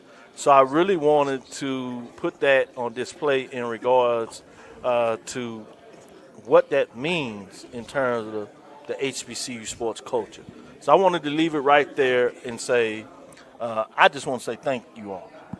I announced earlier that I lost my grandfather last week. I'm not one that shares death with a lot of people, but the spirit that you gave me and didn't even know has allowed me to make it through this. And we will close out and bury him. He was a member of Alpha Phi Alpha fraternity. And that's why today I decided to put this on. This is our national week. But we also had our other sororities and Greek organizations having their conclaves, having their national conventions. And that is a part of this HBCU sports culture. So it goes a lot of ways and means everybody when you get the warm welcome in regards to what it means. And we start out, people don't know, we come in the day before. We get to really sit down and talk with each other, exchange greetings, if you would. And there's a true bond in regards to what takes place. Yeah, we kid each other, and we'll punch very hard, but it's done in a love manner that you don't always see with everybody that covers HBCU. So to put the final top on that, I wanted to say thank you for taking this journey with me. I wanted to thank the fans for taking this journey with us. And with that, you look forward to more coming the rest of this year. And we'll close it right there. We'll end it like we like to do on Inside the HBCU Sports Lab. Charles? BJ? Lecture. Everybody? Dismissed. Community. I grew up here, went to school here, and my wife and I make our home here. What makes Tampa special are its people. So when I represent someone injured in my community, it's personal. Call my office and speak to a real lawyer and not some referral service. I will fight the insurance companies to get the settlement that you deserve. At the law office of Clinton Paris, we take the pain out of being heard. Since 2002, Empowerment Resources, Inc., a nonprofit organization, has empowered more than 1,500 youth and adults in Duval and surrounding counties. Through its programs, Journey into Womanhood, Girls Mentoring, Life Skills for Teens, and Parenting Education Coaching. To get involved with programs, volunteer, or donate, visit www.empowermentresourcesinc.org. Follow us on social media, facebook.com/empowerment.resources and instagram.com/empowermentjax. Let's face it, shopping for insurance can be time consuming. That's why when it comes to your auto, home, and life insurance needs, make things simple and trust the experts at Allstate. They will help you get the coverage that fits your needs while helping you bundle your life, home, and auto policies. Bundling saves you money, sure, but it also saves you time, so you can enjoy the things that matter most even more. Contact me, Tammy Haynes, your local agent, for a free personalized insurance quote. Allstate, are you in good hands? From novice to aficionado, find yourself here. High quality cigars plus personal customer service. Slow Burn is Waco's only mobile cigar lounge, featuring a meticulous, curated collection of premium cigars. Visit our website, www.slowburnwaco.com. That's www.slowburnwaco.com. Itchy, squirmy, scratchy, family not getting clean? Get Charmin Ultra Strong. Go get 'em! It just cleans better. With a diamond weave texture, your family can use less while still getting clean. Goodbye, itchy squirm. Hello, cream bottom. We all go. Why not enjoy the go with Charmin? At Hampton Law, our primary goal is to provide non-traditional yet effective solutions and redefine the approach to client legal concerns. As your trusted legal advisor, we believe in sophisticated, personalized services that eliminate the confusion and complexity sometimes associated with legal matters. Our high standard for client care and concern, coupled with our extensive legal knowledge and skills, make Hampton Law a resource focused on the protection of the client's interest and overall goals. We value our clients and truly enjoy working with them. Visit thamptonlaw.com to conveniently schedule an appointment online. Tamika Hampton Esquire, 1631 Rock Springs Road, Suite 336, Apopka, Florida, 407-494-1471. thamptonlaw.com. SportsWrap.com.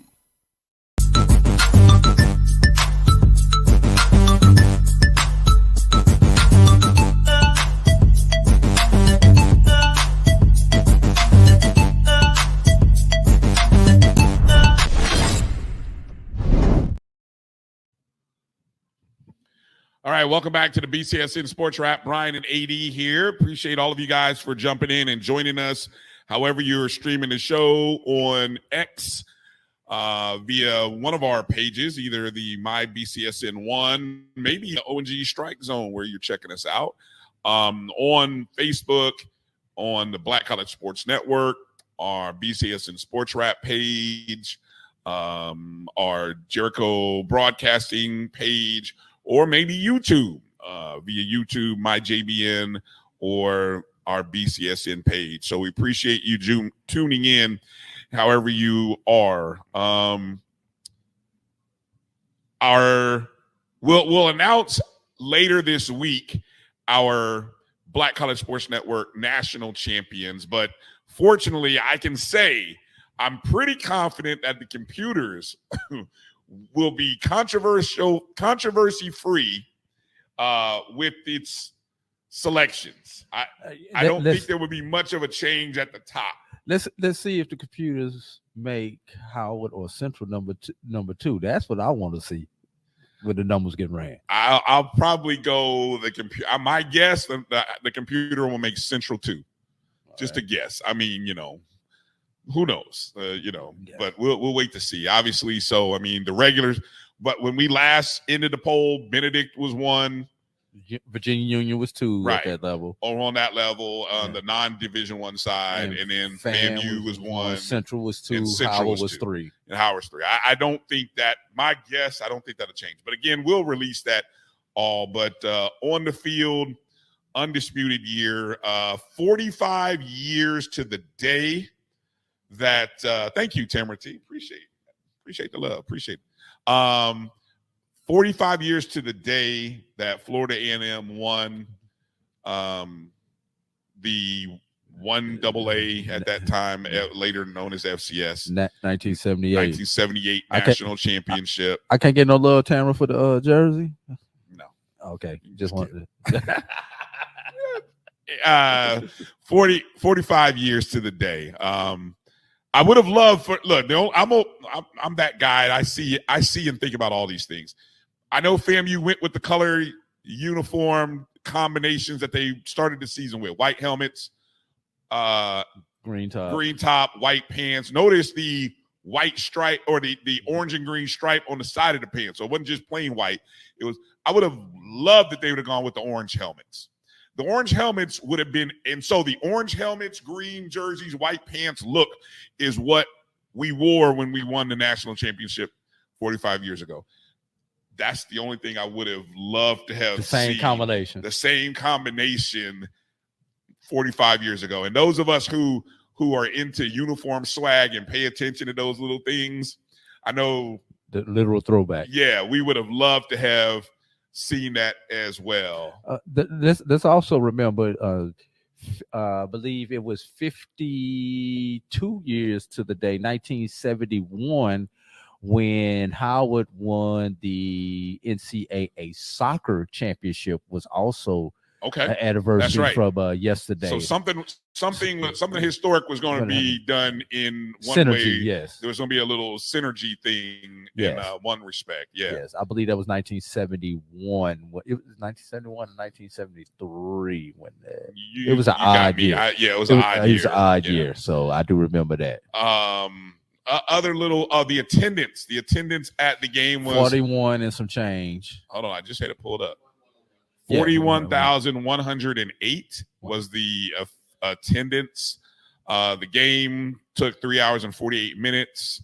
Good time for the game. I look forward to going back and watching it on the replay of the broadcast. It watched me this morning. It did, yeah. Because it actually came on the U at I believe 5 o'clock this morning. I just happened to wake up and started watching. They cut it down to 2.5 hours on the U on the replay, and like I say, I think it watched me till about the fourth quarter when I was conscious and actually started watching it from about 7 something on this morning. Right. Replay. 41,000, I think, is the third largest attendance. I think the last 2 years touched over 48 and 49. So this would now make 3 consecutive years that the Celebration Bowl has drawn 40 plus. Yes, which is great. There you go. You got a shout out, Drew. Appreciate you, Tam. So yeah, that's awesome for 41,000 fans to show 30,000 easily. I think green and orange, orange and green, yeah, for FAMU. And I hope that my hope from this game again is that in order for FAMU to continue to be champions, Rattler Nation has to invest and donate. You hopefully spent at least a moment, and if you didn't do it yesterday, hopefully they do it today. Hey Brian, not to cut you off, but isn't that a speech for the ONG Strike Zone? I'm going to use this platform that I have right here in this moment, and I'm going to also tell Howard Bison fans, whatever, Howard alums, take that moment in that day. You should have, hopefully engaged and donated to your athletic department. I know Howard's got this great endowment that we always hear about. I don't know how that bleeds over into athletics. I don't. So I'm sure their athletic department's budget needs support as well. So I just hope the schools, Howard alums, FAMU alums, fans engage, even if it's the same dollar amount as the year in which your school was founded. Donate that money, that amount, that 1887, or when was Howard founded? 18 something. It was 18 something. I don't remember. All right. Anyway, 18 something in which Howard was founded. Spend that money, send that money into the coffers of your athletic department or your fundraising, so that way it shows up and pays out. I'm also interested to see one other thing. 1867. Thank you. Thank you. Yeah. Right. And Mary hit it at the same time that our producer Roy was telling us. But I want to see one other thing, Brian. I want to see the uptick in applications for both of these two fine institutions based on this, because we know every time a team goes to the Celebration Bowl, there's always an uptick in student applications for that institution, and obviously acceptance. But in order for these universities to be prepared for this uptick in applications and to accept these students, we have got to increase our level of donating, which is going back to the point that you were making there, Brian. We have got to support these two institutions. And like I say, I want to see not only the raw numbers, but the percentage of uptick. Go one step further with that, Drew. How about making it possible for these students to live in dorms and on campus? Increase, housing. That's one of those things that I was telling you. Yeah, I'm talking about that so the money you can increase. Look, the applications are great, but you ain't got nowhere to put them. If you don't have a place for them, or you can't create more class opportunities, what does it do then? Well, you need the professors, you need the classrooms, you need the other support services, everything that goes up with increasing the numbers. Take advantage of these opportunities, and sometimes it can be as simple as giving into. We'll get into later talking about the finances of this bowl and finding out how all of that works. I don't want to get into that today because but I think there is something. Yes, online classes are fine. Online classes are fine, but the true HBCU experience is on campus. And one of the things is online does not bring the same type of revenue to the institution that a on campus student brings. But let's also keep that in the same perspective. It doesn't cost as much to educate a student online as it does to educate a student on campus. So it has its good and its bad with the online classes. But if we're going to offer online classes, we also need to have the support systems in place for online classes. Right. And that CARES Act is gone there. And so Blue Jacket for Life brings up a great point about the CARES Act that gave FAMU $99 million. That and a lot and a portion of that ended up going into athletics. That's not there anymore, to my understanding. And not coming back. Not coming back. So we have to find other ways. We have to create other ways. Okay. We'll talk. You know what? Next week's show, Christmas wish list. Our HBCU Christmas wish list. That's what we're going to. So a lot of this stuff you might hear next week. And we're going to do our Urian show also, a wrap up. We're going to talk about some of that. We can try. We'll get some of it out with the way. Some of it we can try. Yeah. Okay, let's talk coaching news. Coaching news this past week, because we only have a little bit of time left and want to make sure to get into some of this coaching scramble that's going on. All right. As going into the week, last week when you did the show, and great job, by the way, you, if I recall. In the dark. in the rain. Yeah, you, I saw Jamie, I saw Coach Ferrasi, I saw Trevin Jones. Who else joined you? Keith. Keith from Things Up podcast. Yeah, so shout out to everybody who jumped in. See, it take 5 people to replace you, man. Well, that's nice. So Teddy Keaton was the only coach at the of all the coaching openings that there were. He was the one that first. I don't know if we want to say the first big domino, but it was a domino. He was a domino in trying to figure out who was going to fill the Clark role. He left Allen University to go to Clark. And then the weekend on Friday of the week before the show, that's when Chennis Berry took the job with South Carolina State. He took it on Friday. That was announced Friday afternoon. But it became okay. But the press conference wasn't until the following week, but it was announced on Friday afternoon that Chennis Berry was going to be the new coach. Right. So a week from last Friday. And at the same time, I know South Carolina State announced their new athletic director as well, who's a South Carolina State alum. So when they did that press conference, I think it was Wednesday.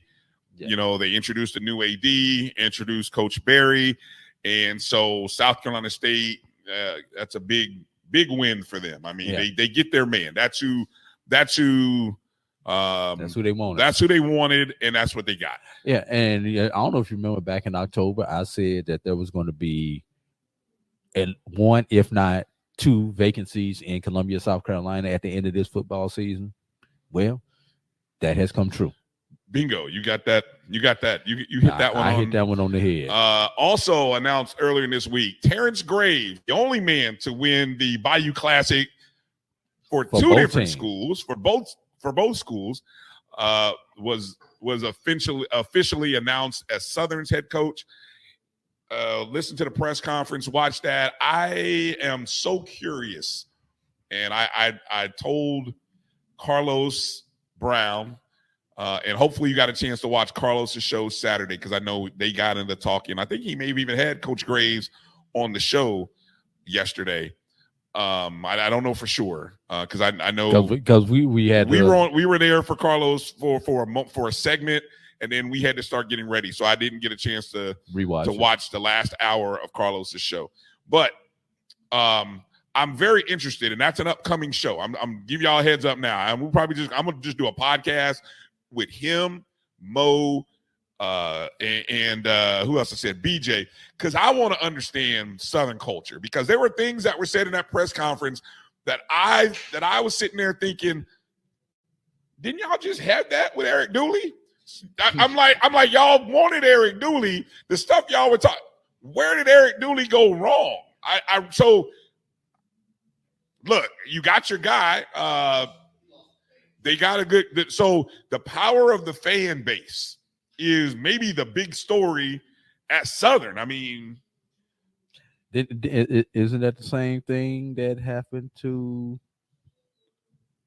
who? Prior to Dooley? Who? Yeah. Well, okay. That's a great, and that's part of the conversation. Yes. If that's what hurt Dawson Odoms, or even who was there was an interim the whole year. Odoms, Jason, because Odoms was originally a interim, if I remember correctly. he was initially interim, then he became the full time. I can't even remember the coach who was there. Was Jason something? He was there for a whole year. Now, when was Stump Mitchell? He was before Odom. But I mean, I just, you want to understand the culture of a program like Southern, and so I think that's what I wanted to kind of to learn more about. So I think it's just as much a project for me to try to understand Southern culture and just try to understand what they're looking for. But they seem to like Graves. They like Graves, and the players like Graves. They like the whole hat to the side thing, and it's like, hey, we got our guy. So okay, congratulations to Southern. They got a defensive guy. Cedric Pearl, former Alabama A&M assistant, former head coach at Central State. He is now the head coach at Allen University. He'd been an assistant at, forgot where the past couple years. Where was he coming from? Anyway, I forgot where Pearl is coming from, but he takes over at Allen University. Very, it's been a few years where he was previously in the SIC. Yeah. And moving on to the next coach, here's the question. And this kind of goes to the Southern question. What has Fred done to Alcorn? Where the man won, what, 3, 4? So wait a minute. How many SWAC East titles did he win before Alcorn switched over? How many SWAC titles did he win before Alcorn switched over to the West? And how much support has he gotten in spite of him winning those championships?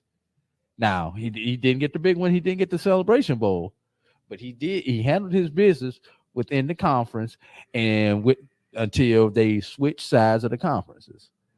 But for some reason, people have not been happy with Fred in Mississippi.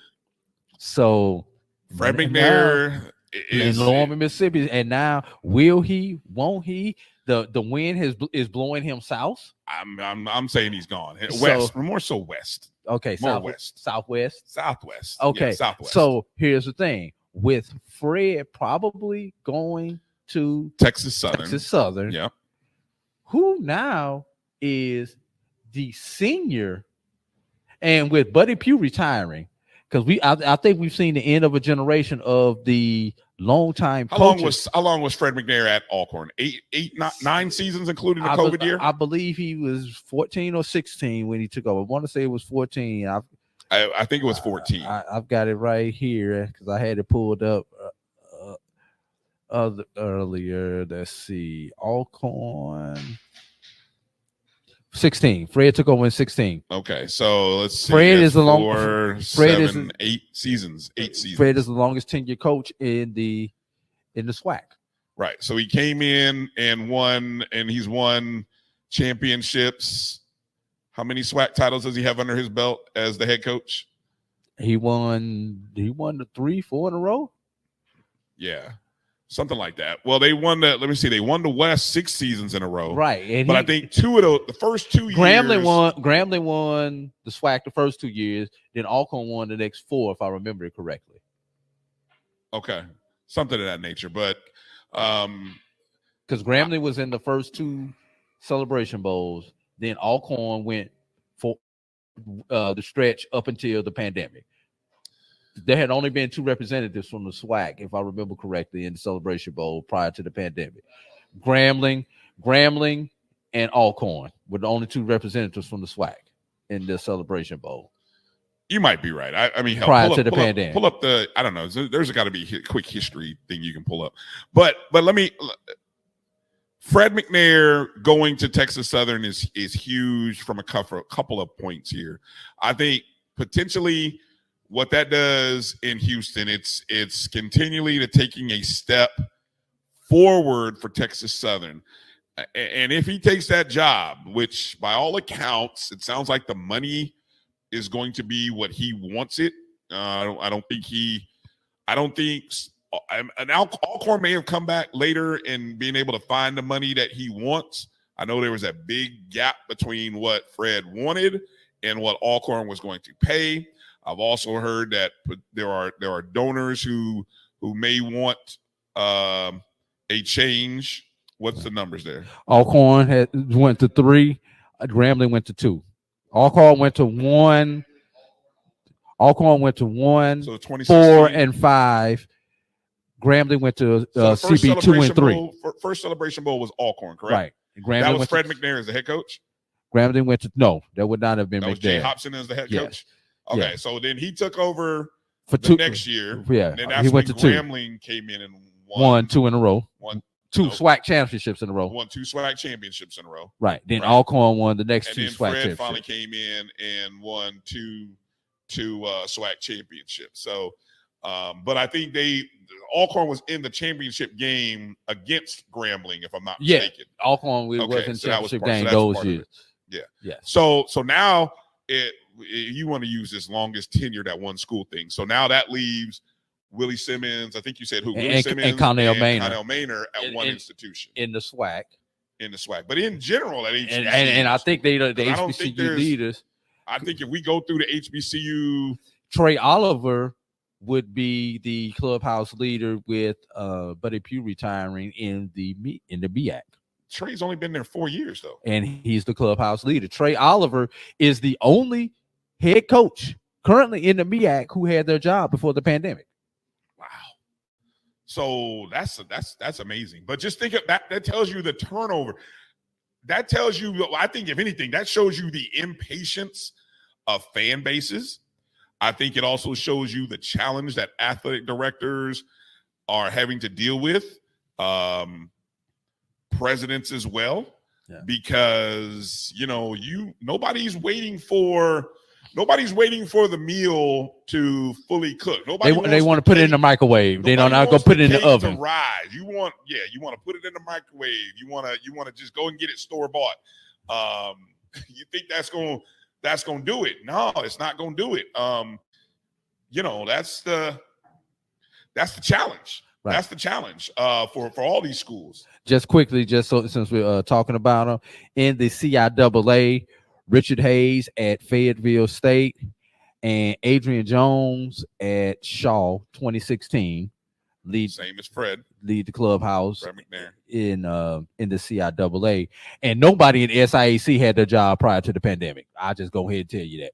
All right, so as of me waking up this morning, the open jobs you had, Grambling, we'll talk about that as it appears they may have found their man. Alcorn is quote unquote not officially open, but we think it's open. Going to open. It's open. Benedict is open. Morehouse is open. Lincoln, Missouri is open.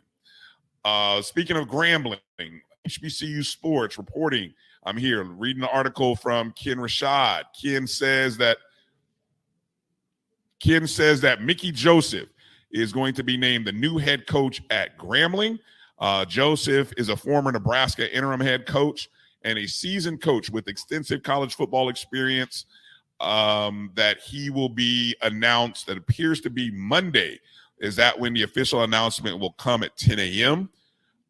Joseph, who served as Nebraska's interim head coach in 2022, led the Huskers to a 3-6 record during his time. Ooh, and then there's some other stuff in here about some interesting. I'm just reading right from the article here. He was arrested and charged with one felony count of assault by strangulation last December relating to an alleged domestic violence incident with his wife and was placed on administrative leave by Nebraska. Those charges were later dropped. Before his time at Nebraska, Joseph had significant contributions to LSU's football program, where he was part of the 2019 national championship staff. His coaching span of 3 decades includes stints at Grambling, Alcorn, and Langston University. As a player, he was a standout quarterback at Nebraska. He was a part of a team that won 2 Big 8 titles and appeared in multiple bowl games. So that is the that is the expected hire. And this again is coming from HBCUsports.com, reported on by Ken Rashad. So and then so we'll wait to see what happens. We'll wait to see what those other jobs are. Anything you want to add more about the coaching search here before you shift over to basketball here in these final moments of the show? I just want to throw out NAIA clubhouse leader for coaching tenure among HBCU coaches, Quentin Morgan at Langston, 2016. So 2016 looks to be the hot year for our coaching search right now, which means nobody will have been on their job for a decade once Fred makes that move. Well, even when Fred making that move, we still with the retirement of Buddy Pugh. There's nobody who's been at their job for over a decade now. It really, again, I think it really says something that nobody. You said nobody over a decade right now. Nobody over a decade with Buddy Pugh retired. And then if you look at over 5 years, the list is maybe a handful of people. Basically, you got 2 lists. You got pre-pandemic, post-pandemic, and the pre-pandemic is probably about a 3-to-1. Maybe even a 4-to-1 ratio than the pre-pandemic coaches. Wow. And what happened? What also happened around the same time as the pandemic? That's when you also had the portal and NIL come in, and I think those may be the reasons why some of the old school coaches who did not want to deal with it got out of the business. And that's why you have some of these younger people who not only understand that, but social media and recruiting in this day and age. Because I mean, when you see coaches, lifers like Coach Freeman, who was at Morehouse, Coach Slater, who was at Tuskegee on the Division II level, you see a guy like a Buddy Pugh give it up. You know, you see some of these coaches who've been with their programs forever and help build their programs giving it up. Maybe because either they didn't understand the new technology and the new way of recruiting, or did not want to deal with it and had enough put away and went to the farm and decided to go ahead and grow their own crops, as I like to say. All right. Okay, so let's transition here a second over to basketball before we get ready to end this show. First off, I'm gonna give a shout out to Coach Lavelle Moten, who on Friday became North Carolina Central University's winningest head basketball coach. On Friday, Central got a 102-50 victory over St. Andrews for Coach Moten's 252nd win to push him past Floyd Brown for the most wins in program history. Brown won 250 games from 1952 to 1970. I'm reading here this article here from Chris Stevens over at HBCUsports.com. Moten, of course, has been the head coach of his alma mater since the 2009-2010 season. And if we get them in basketball, we don't get them in football. Yeah, I'm sorry. Sidebar. Hurry up. We got to get out of here. We got 3 minutes to get. We got 3 minutes to sign off. All right. So I'm just kind of looking here. Moten, of course, was a star for the Eagles under then coach Greg Jackson from 92 to 1996, scoring 1,714 points in 4 years and earning all CIAA first-team honors in 95 and 96. And so congratulations to Coach Moten on making history. Okay, some news and notes. Let's go. Let's talk. I just want to, let me see. I'm going to go through just a roll call of things here. Division II men's. Let's talk men's first. Okay, men's basketball. Did you know, you guys out there may not have known, Benedict College. Benedict is undefeated right now, 10-0, 5-0 in SIAC, currently ranked 12th in the nation in Division II, according to the NABC coaches poll, ranked 16th. Ranked 16th in the media. So Benedict College, undefeated team. Their next game is not until January 4th. I think they just played a game the other day. They played Miles on yesterday. They played Miles yesterday to pick up their 10th win. Of course, you will be able to see all of Benedict's action upcoming in their next home game. Defeated Miles 70-67. Okay, I was like, what are you showing me? I see an L there. I was like, what is that? Benedict, of course, part of the Black College Sports Network broadcast group. And Miles. We're talking Benedict College here. Benedict, you'll be able to watch all of Benedict's We got games, 1 minute. Their home games here. I'm not going to get finished in a minute, so I'm just telling you that now. Because you filibustered in by talking about some other stuff.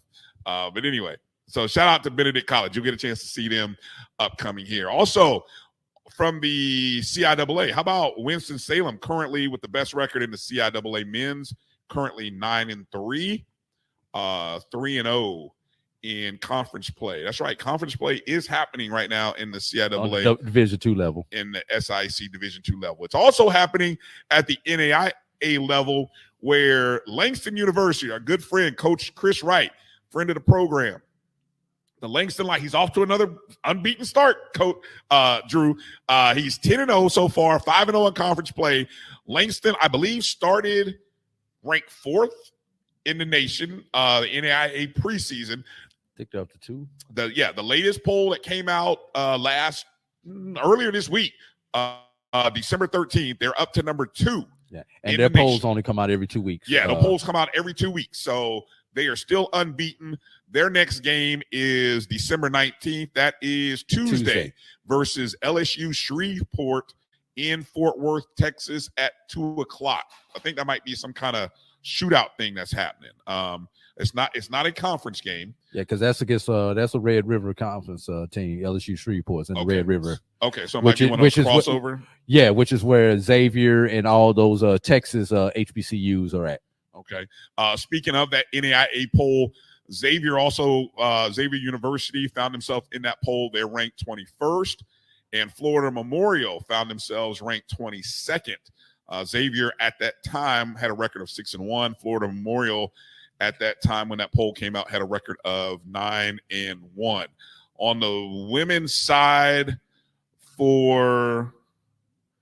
at the D2 or NAIA level, just a shout out to Fayetteville State. Big game happened yesterday between Fayetteville State and Virginia State. Fayetteville State came in with just one loss, 7-1. Virginia State was 9-0 going into that game. Notice I just gave it away. They lost. Fayetteville State defeated Virginia State 78-69 yesterday. So they gave Virginia State their first loss of the season after a 9-game winning streak to open. Fayetteville State now has an 8-1 record. Also, take note of Virginia Union. Their women are 9-2 right now, 3-0. So the CIAA women is going to be fun to watch at that level. Over in the SIC, take note of Kentucky State. Their women right now are 8-1, 5-0 in conference play. Miles women 6-1, 4-0 in conference play, and you'll be able to see Miles women right on the Black College Sports Network, as Miles is a partner school and will be broadcasting a lot of their games.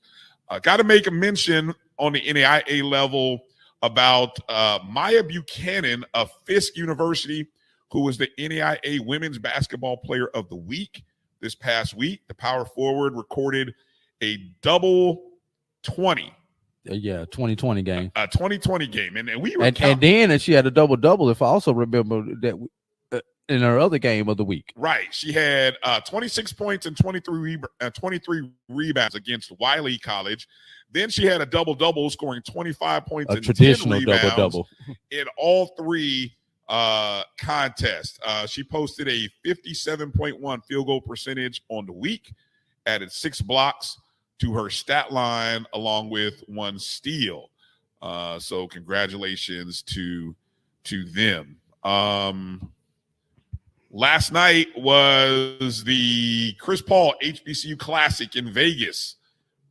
North Carolina A&T gets their first win of the season against Texas Southern, 85-79. A bit of a down year for the Aggies. I don't know what Texas Southern's record. Oh, yeah, Texas Southern having a bit of a down year as well. Well, who knows? It's not conference season. I though. was going to say Texas Southern, Prairie View.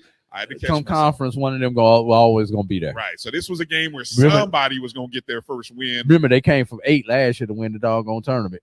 Somebody was going to get their first win. It turned out it was North Carolina A&T. What was the other game that was? That was Jackson State and Howard. That game watched me when I got back to the hotel. Who ended up winning that ball game? I said the game watched me when I got back to the hotel last night because it didn't start until midnight Eastern. I think I saw Jackson State. Oh no, our girl Liv, Liv Antilla. I think she tweeted out Jackson State won that contest, if I'm not mistaken.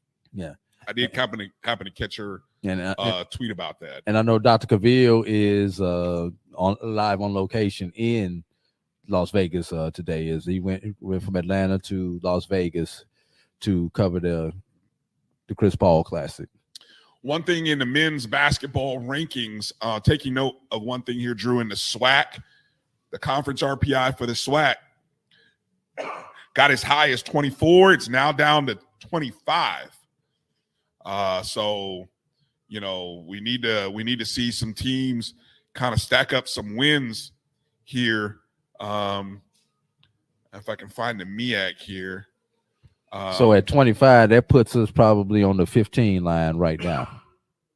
Yeah, the MEAC comes in at 30. So that's probably that's first four. Yeah, that's first four competition right there. Even though the MEAC really has won more conference games, but I think the nature of the wins from the SWAC teams has been considerably better. SWAC has been a few Power Fives and group I guess we call them group of fives, or what do we call them in basketball? I always go with Power Six. Yeah, Power Six and bid majors. They've beaten other bid majors. Over on the women's side, the SWAC conference rating for the women is at 12. It was as high as 11 last week. Wow. So 12. That's what would you say? That's about an 11 seed, wouldn't you say? We're divided by 4. That would be if you just went by conference. That would be that's 3 right there. So, but probably the first 10 spots are usually first 10 rankings.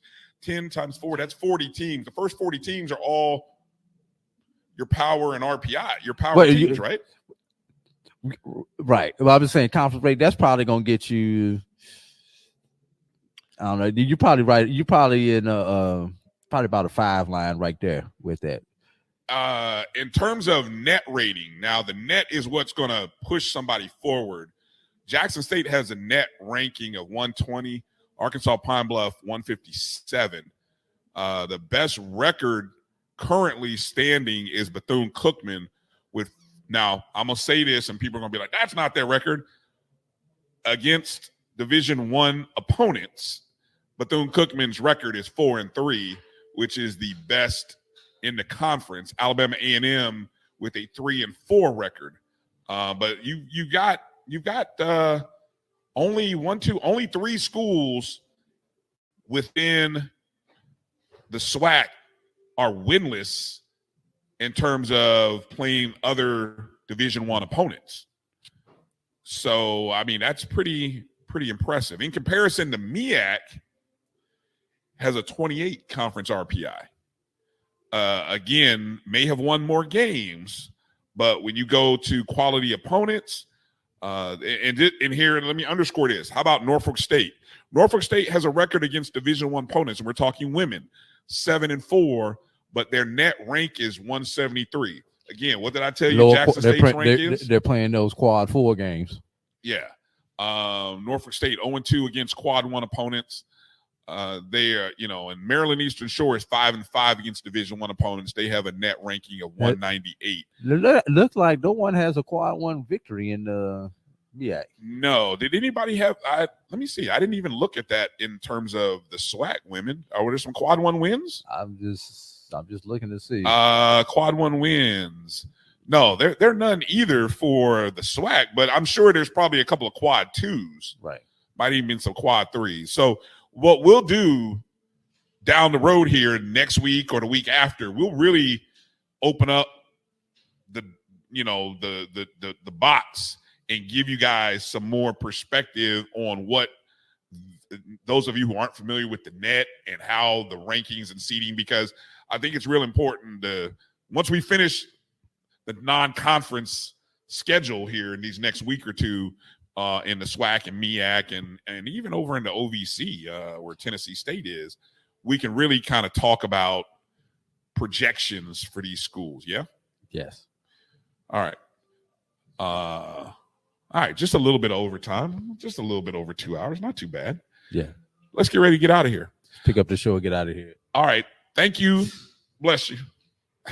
Thank you to everybody who get me sick. Anyway, thank you to everybody who hopped in and joined us. I got my shots. You did. I did too. My flu shot, by the way. Thank you to everybody who jumped in and watched us again. On behalf of all of our shows and our host and our correspondents and our camera people, everyone who was a part of the Black College Sports team, I'm thankful for all of them, and I'm thankful for all of you for watching our content over these past 4 days, something like that, since Wednesday. Hey, Brian, maybe about Tuesday and Wednesday, we'll actually release our numbers and see what our numbers look like. We'll wait till they register in to see what our numbers look like. I'm not into all that, but okay. You think we're going to get 1 million? We just throw some numbers out there and let y'all respond to them. I mean, hell, let's throw a graphic. Hey, boss, let's put a graphic together and throw some numbers out there. I mean, hell, why not? I mean, everybody else seems to do it, and it kind of gets clicks and gets people excited and lathered up. So, hell, why not? Why not we do the same damn thing? No, but for real, though, we appreciate all of you. Go support. Take a look at the, I don't know, did the boss ever run the banner with the ad promotion stuff in there? Okay, he did. So if you can, make a donation. You can also make a donation, a super chat right now, right here, right now. Go ahead, hit that super chat button if you're watching us on YouTube, or you can make a donation to our Square account or to our Cash App account. Every cup of coffee helps us keep this thing going. It will help keep the lights on in our new studio. So that part we appreciate. These lights are so hot. The boss said, "Look for amazing new things," quote unquote. I'll be glad when we get the AC running good up in here. I know it's the middle of winter, but with these dudes, it's not that bad. Yeah, I'm like, yeah, but you're not in front of these hot lights either. All right, well, I mean, I'm not that hot. Look, if I'm not sweating, I must just be cool today. I don't know. I'm Rattler cool. That's all I'm doing. Hey, shout out to all the people in the studio. What up, watching. Kelvin? Make sure to good. Hopefully, Kelvin, you're tweeting not from driving on the road. Hopefully, you made it home safely. It was a pleasure to see all of my O&G brothers in Atlanta this weekend. I'm gonna say one more big time shout out to Coach Simmons, the entire coaching staff, those players, the support staff, VP Sykes. Love y'all. Congratulations. One more. Your final word. What up, boy? We did it for you. Long live Kofi Hemingway, ladies and gentlemen. Well said. God bless you. Thanks for watching. Things up. A-Town down. We out. Travel light. But you stay on hard.